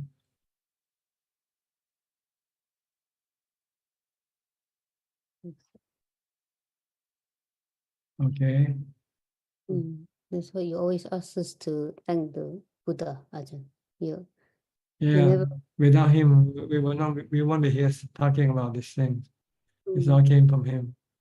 Yes, yes, Ajahn. Okay. Okay. Next, Nigel Chan of Hong Kong. Yes, Ajahn. How are you? Okay, thank you. And you? Recently I have some difficulty in my practice, and so I come to see you. Okay. Yeah. So some problem has been haunting me for I think months. That I will have a certain sadness, which I do not know why, and it springs up suddenly, and it will last for around for hours, like sometimes 6 hours, sometimes 9 hours, and sometimes a little bit trigger, and then will make my sadness pervade. And then, for example, usually I will chant inside my mind or watch the breath in order to calm my mind. But sometimes successful, sometimes I'm not successful. And when I'm not successful, I will feel very agitated, and my mind is restless, and I have nowhere to suppress this sadness. And usually the solution to this sadness is sleep. But for example, last night I have insomnia, so the sadness attacked me for the whole night. And so I'm finding Ajahn for your insight how to solve this sadness. Well, sadness comes from your desire, or you're wanting something, and you're not getting what you want. That makes you sad. See? So somehow you have to stop this desire for things to be the way you want it to be. You know? And Sometimes, sorry. And you can do this by stopping your thought, by meditating. Once you stop thinking, then you forget about what you wanted. Then your sadness will temporarily disappear, but not permanently. As soon as you start to think about things again, you can become sad again. If you want to get rid of your sadness permanently, then you have to accept that things just happen to be the way they are because it's not because they are not under your control. They cannot. They don't respond to your desire. Let's put it that way. By vipassana, right? I mean, Yeah, they are all anatta. But sometimes, like I have this sadness for no reason, not because of a desire, but it just brings up this emotion. And then when this sadness brings up, and my mind will tune to think about something negative. And when I think, it will increase my sadness. When I think, it will increase again. So yeah, it's very hard to jump out of this cycle sometimes. But you have to use meditation to stop it. Use mindfulness to stop it first. But sometimes stop thinking. Sometimes I find it very hard. Even if, when last night is a nightmare. I watch my breath. I keep on watching my breath, but the sadness over my chest is very huge, and then it keep on distracting me from me watching my breath. And so last night I fell and I gone crazy. Well, what you should do is you should accept the sadness itself. Let it be sad. Don't try to get rid of it. If you cannot get rid of it, then accept the sadness. Just be sad and be happy with sadness instead. So you can smile now, you can laugh now. Your problem is because you don't want to be sad, and that caused you to have more sadness. And you don't know how to get rid of the sadness. That even makes you more sad. So the best way, if you don't know how to get rid of your sadness, is to accept it. Okay, let's be sad and be happy with it. Okay, so I have to tune my mindset to accept this sadness, but at the same time, keep like watching my breath, trying to jump out of this cycle, right? Well, if you can accept it, you don't have to watch your breath anymore. Once you accept it, you can become happy. Happy. It's difficult. But even sometimes I because for this sadness it happens many times for these few months. So I have used many effort, like trying to like watch it as a Vedana Satipatthana. By practicing Vedana Satipatthana, by watching this Vedana, but I just let it be. But I do not feel happiness. I just Because you haven't yet let go of it completely. See? If you could let go of it completely, then there will be no sadness left in your mind, and you feel light and easy and happy. Okay, is this phenomenon due to my past karma? Because when this sadness occurs, for example, last night my stomach clenched, and I feel nausea and likely to vomit, and my body and mind are both suffering, and it's like something tormenting me. Don't worry about the past karma. Worry about how to deal with your problem now. And like I said, the best way is to embrace it. If you cannot get rid of it, then just embrace it. Accept it. Okay. And besides this sadness, and my ongoing practice is also ongoing, and I would like to follow your routes of practice by gaining jhana first, and then yes.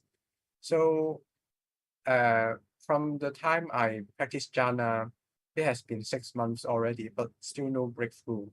So I keep watching my breath, but no nimitta, no, sometimes piti, sometimes sukha, but still no nimitta and no jhana yet.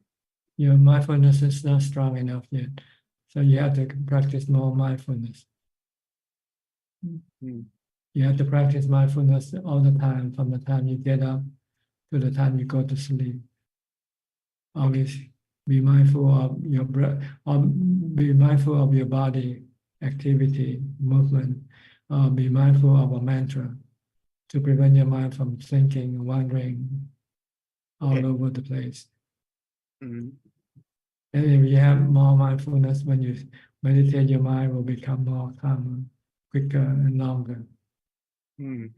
I'm sometimes so envy someone like you who can enter into jhana, because entering into jhana is like really gaining a full bliss, but I still cannot taste it.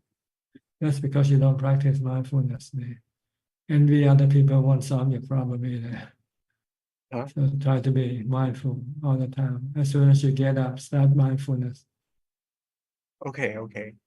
So maybe I will, besides watching the breath, maybe I will add some mantra in my daily life to it. Yeah, mantra, or watch your movement. Whatever your body is doing, keep watching it. Okay, got it. You only watch your breath when you meditate, because otherwise it's difficult to watch your breath when you're doing something else. So when you're doing something, just watch what you're doing instead of the breath. Can you repeat? Pardon, please.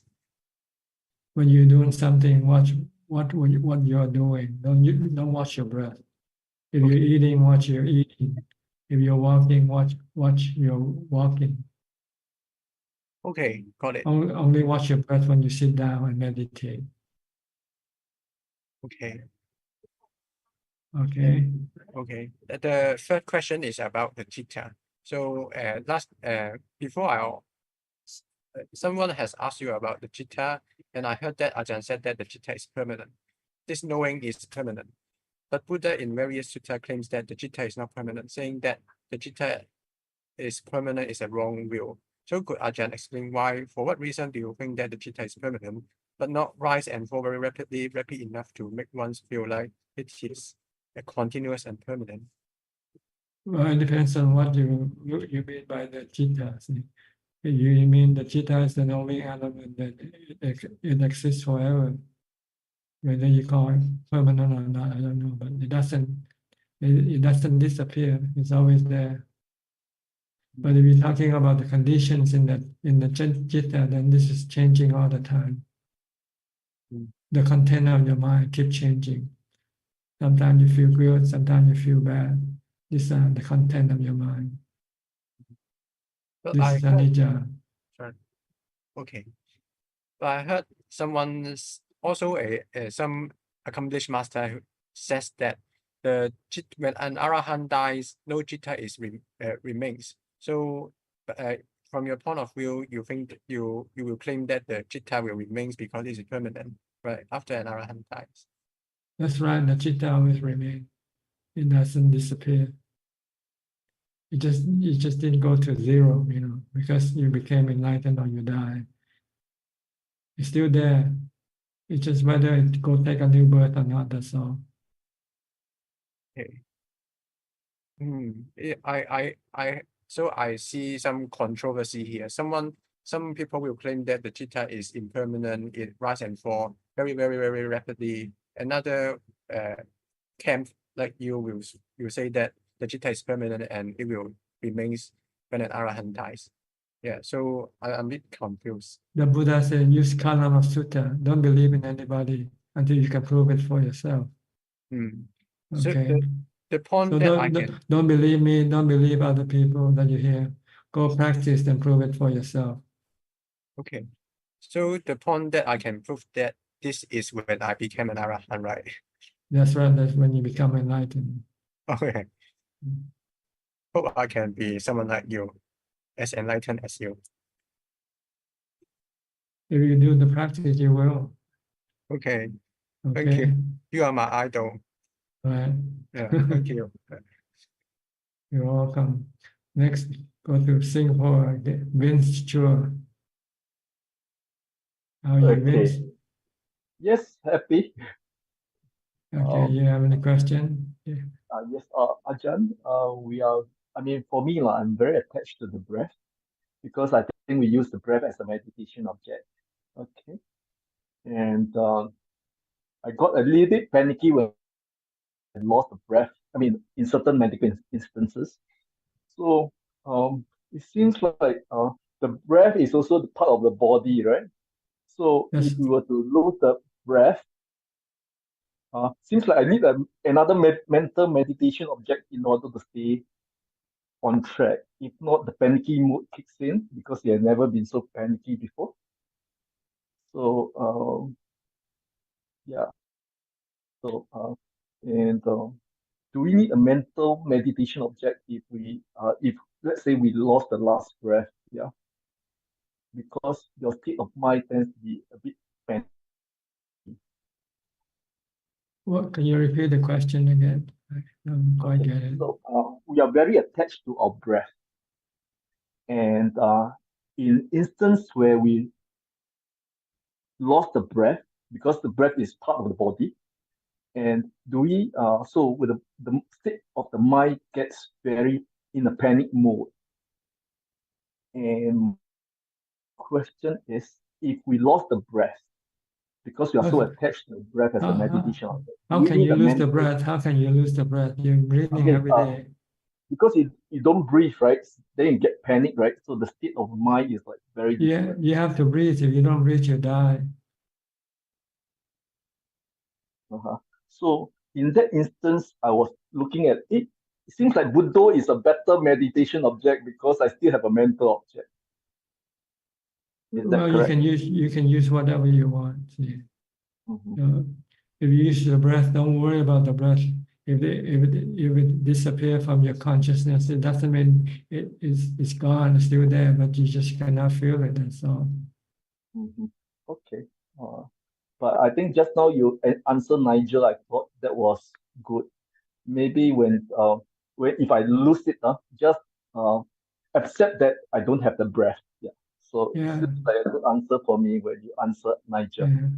Just to be merely knowing. The goal of practice is to be merely knowing. Whether there is something for you to know or not to know, just be merely knowing. Okay. So I just go back to knowing, and then I will go back to the state of mind, the right state of mind. Yeah. Okay. Just remain knowing and remain calm and not reacting, not thinking. That's the goal of practice. Okay. Okay. Yes. Okay. All right. Thank you. Next, Stephanie. Hi, from Oregon. How are you? Hello. Hi, I'm okay. I just wanted to send respects. Feeling some sadness, just being with sadness. Just learn to accept sadness. I'm accepting the sadness. Yeah. Yep. If you cannot get rid of it, then just try to learn to live with it. Just Yeah, that was really just that like was painful awesome to hear feeling. him. Yeah. How I think Nigel was speaking, that was I know how he feels. So yeah, he's not alone going through being with sadness. Yeah. That's all. I just wanted to show respect. Thank you. Yeah. If you can accept sadness, then you won't be so sad. Yeah, that's The problem is when you're so sad because you cannot accept your sadness. I'm not attached. Yes, I'm attached to what I'm sad about. It's true. Okay.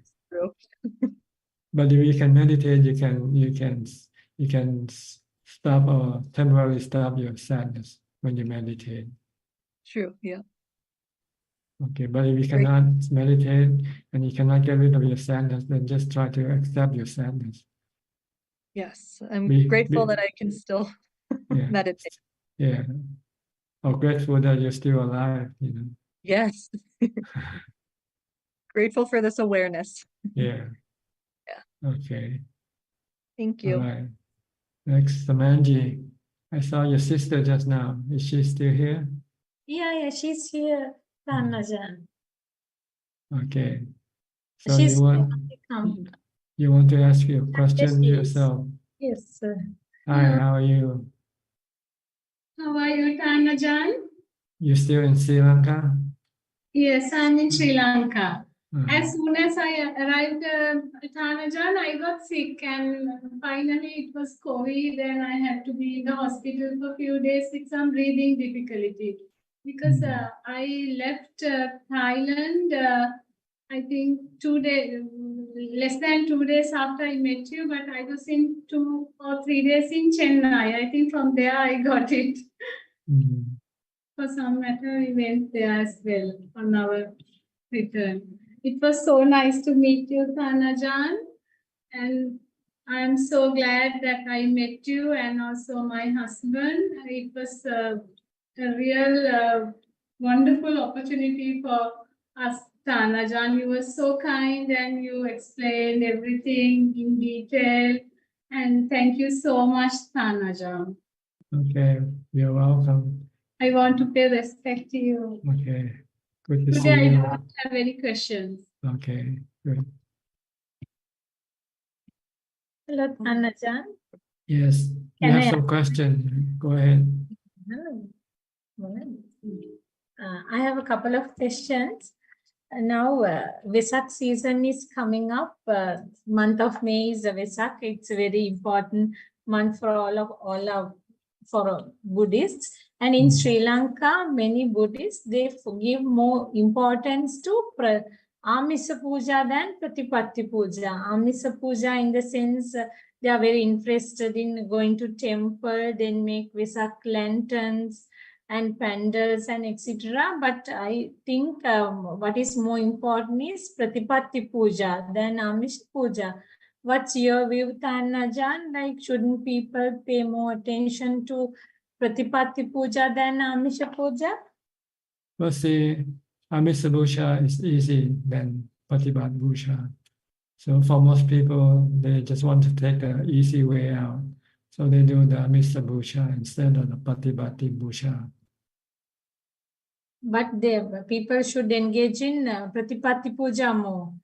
Isn't that so? If you want to become enlightened, then you have to do Patipatti Puja.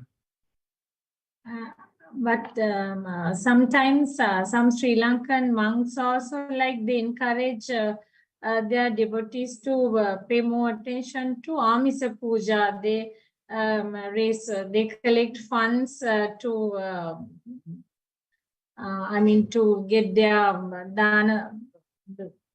dana salas built and for things like that. So they get their devotees to collect funds and all. So that makes other Buddhists also to pay more attention to Amisa Puja than Pratipatti Puja. Is it correct? Maybe because they themselves cannot do the Patipatti Puja. So they cannot lead you or guide you in that way. So they can only guide you in the Misa Puja. And my next question is, there are several, I heard a local monk saying there are several roads to one destination.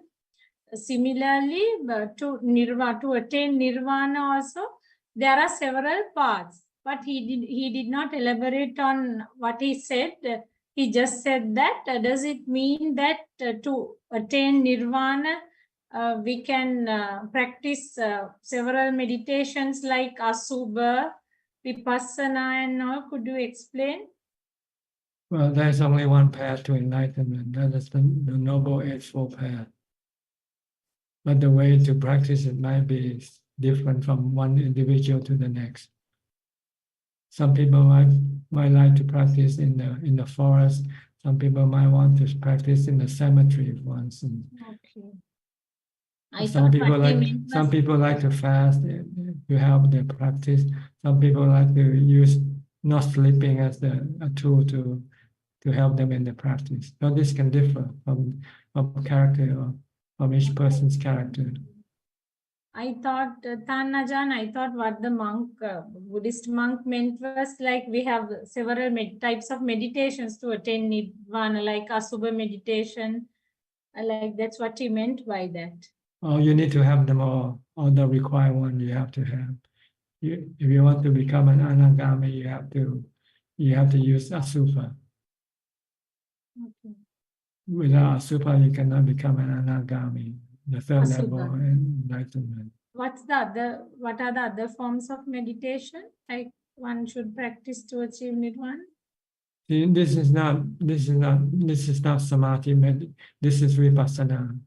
And vipassana change from each level. When at the first level of a sotapanna, you study the nature, the aging, sickness nature, dying nature of the body, so that you can then get rid of your attachment to the body. But then when you get to the second and the third level, you need to get rid of the sexual desire. And in order to get rid of this sexual desire, you have to see the body as unattractive, not attractive. Can all come under vipassana meditation? Yes, this is vipassana. Okay. It means that you already have jhana. In every level, you need jhana, the support of jhana. But the contemplation or the investigation change from level to level. Okay. Okay. Okay, then the Sutta Pitaka contains several suttas. Like it's not possible for an individual to read all of them because it contains more than thousands of suttas. So could you recommend a few suttas one could read to achieve nirvana? I mean, to help the person to enter the path? Yes, Could you yes. name a few? I actually made a book in Thai, collection of the 5 important suttas. The first one I call the Mangala Sutta, the 38 steps to Nibbana. If you can follow the 38 steps taught by the Buddha, you can become enlightened. Called the Mangala Sutta. Okay. Then the next one is the Dhammacakkappavattana Sutta, which is the first discourse given by the Buddha. This one he taught about the 4 Noble Truths and the Noble Eightfold Path. Then the next one is the Anattalakkana Sutta. He taught about the theory of anatta, nothing. There's no self in anything. Everything is a natural phenomena. This is the Anattalakkana Sutta. The 4th one he taught about the Atita Pariyaya Sutta. He talks about the fire. He said that all the sensual objects are like fire. When you see something, it causes your mind to become hot, burning your mind with anger or with fear, with hatred, or with love. So this is the 4th sutta I recommend. And the last one is the 4 foundation of mindfulness. This is the sutta that will teach you how to practice mindfulness, how to meditate to get into jhana, and how to investigate the nature of the body, the feeling, and the mind. So these are the 5 important sutta that you should study if you want to become enlightened. And also, Ajaan, like what are the key factors one needs to concentrate if he wants to become enlightened during this birth itself? What factors or what conditions? Sorry, the key factors in the sense key, like what are the you have to have faith in the Buddha, Dhamma, and Sangha. This is the main important thing. You have to have faith, complete faith in the Buddha, Dhamma, and Sangha. Take the Buddha, Dhamma, and Sangha as your teacher, nobody else. And believe in what they say and follow what they say. And by Sangha, Ajaan, you mean noble right? disciple, noble Sangha disciple. Arahants, not yes, Arya, from Sotapanna up to Arahant. Yeah. But in most of the countries, like we hardly find even a Sotapanna in many countries. If that is the case, there might be some around. You just have to look for them. They don't come out and show themselves. You have to look for them. We have to look for them. You have to study with them and learn from them. Then you can eventually find out whether they are noble disciples or not. Unfortunately, in Thailand, we have this Thai forest tradition, which produced many noble disciples from Ajaan onward. But not in Sri Lanka. Yeah, unfortunately. I don't know why Sri Lanka, being such a good Buddhist country, we hardly find arahants. Only a very few Sotapannas. not anyone to my knowledge, Ajahn. Maybe it varies from time to time. Maybe things change. Thailand might lose, and then might go back to Sri Lanka. Yeah.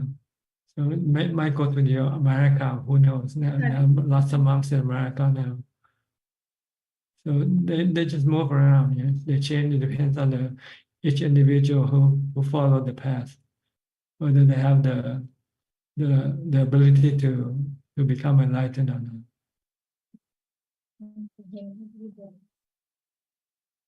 All right. Okay. Then, I just want. Can I ask one more question? Sure. Go Yeah. ahead. Now, how should an ideal Buddhist behave? A lay person. Behave. Yeah. What they should be his do. daily? They just follow the the 3 steps of practice. The dana, sila, and pavana, or the 32 38 steps in the Dhammatalk Sutta. Okay. Now, for us to do meditation, Ajahn, there's no one to guide us in Sri Lanka. If that is the case, we have to come to some other country to do it. Not necessarily. When I started, I read the books from Kandy, Sri Lanka, by the Buddhist Publication Society. There are several books. There are several monks as well. But Yeah. what Sri Lankans do most of the time is like they tend to listen to many sermons by several monks. Is it okay? Sometimes they get confused. I think better to read books from the Buddha, by the Buddha himself, the teaching of the Buddha. There are books by the Buddhist Publication Society in which they select. Yes, They selected some of the main teaching of the Buddha. That's how I learned about practice Buddhism from the books I got from Sri Lanka. We read Venerable Narada Thera's books. Those are very good. Yeah, Hope you have heard of. Jnana Ponika. Jnana Ponika. This is Narada Thera. Jnana Ponika. Then I read the 4 Foundation of Mindfulness from one of the books. They collected all the commentary and put in the same book, you know. So explain all the various steps of practices. So read the sutta, so the books that collected out from the That's the sutta. best way.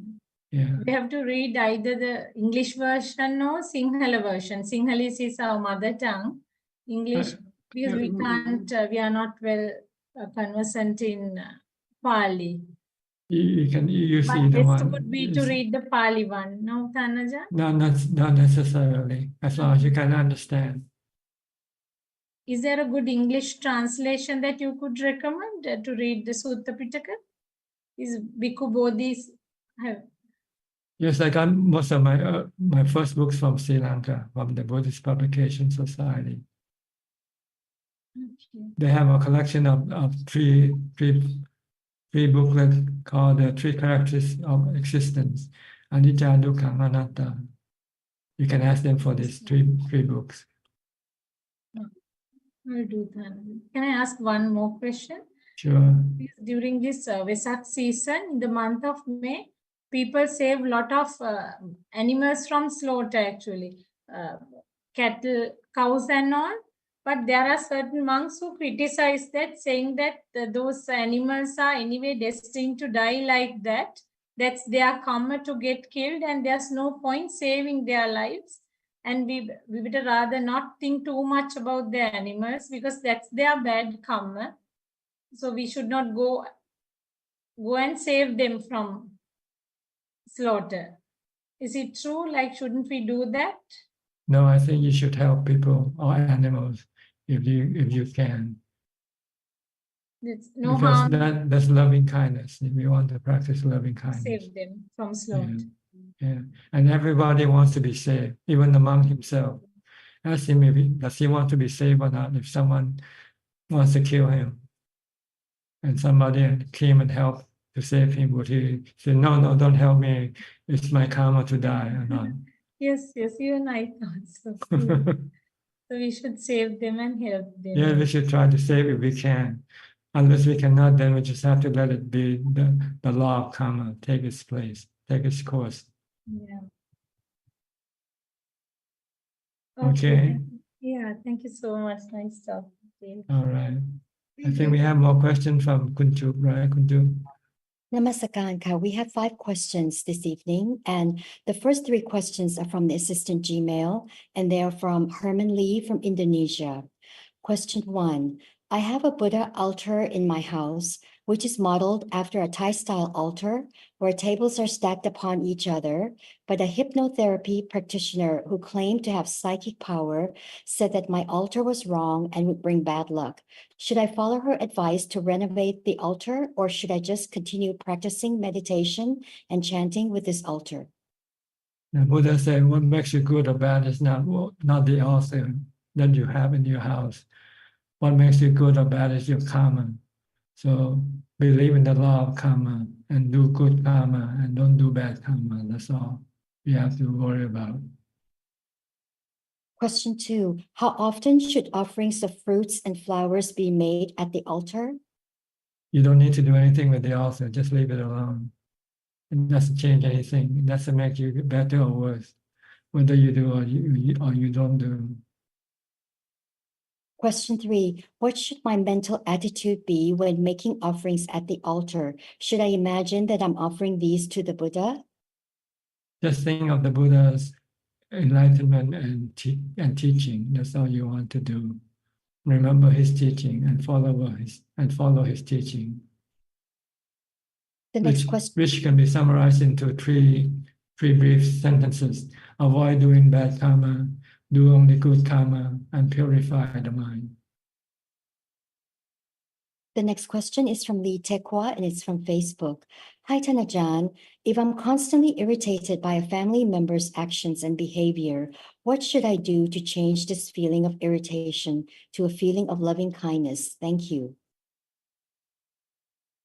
You just have to accept them for what they are.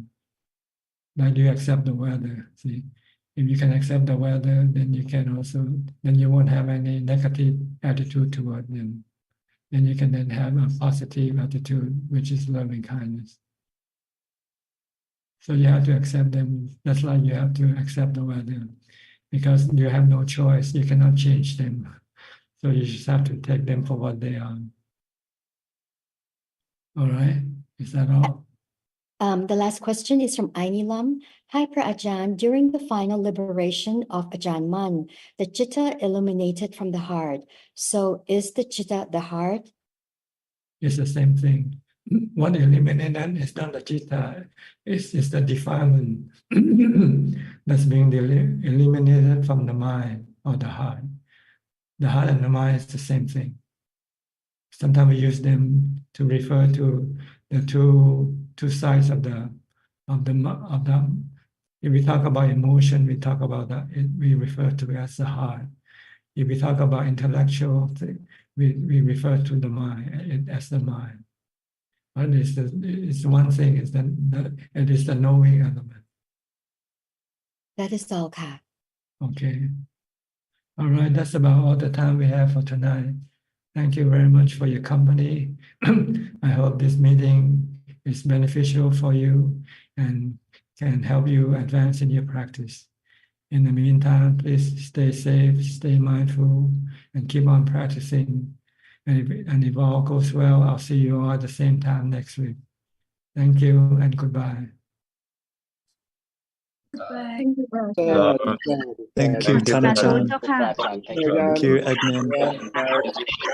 Take care, everyone. Thank you, everyone. Good night. Thank you, everyone. Thank you. Exit. Bye. ประตูพี่นกกับคุณหมอครับ สวัสดีค่ะอนุโมทนาค่ะ Thank you, admin. Thank you andบ๊ายบายค่ะ Monday.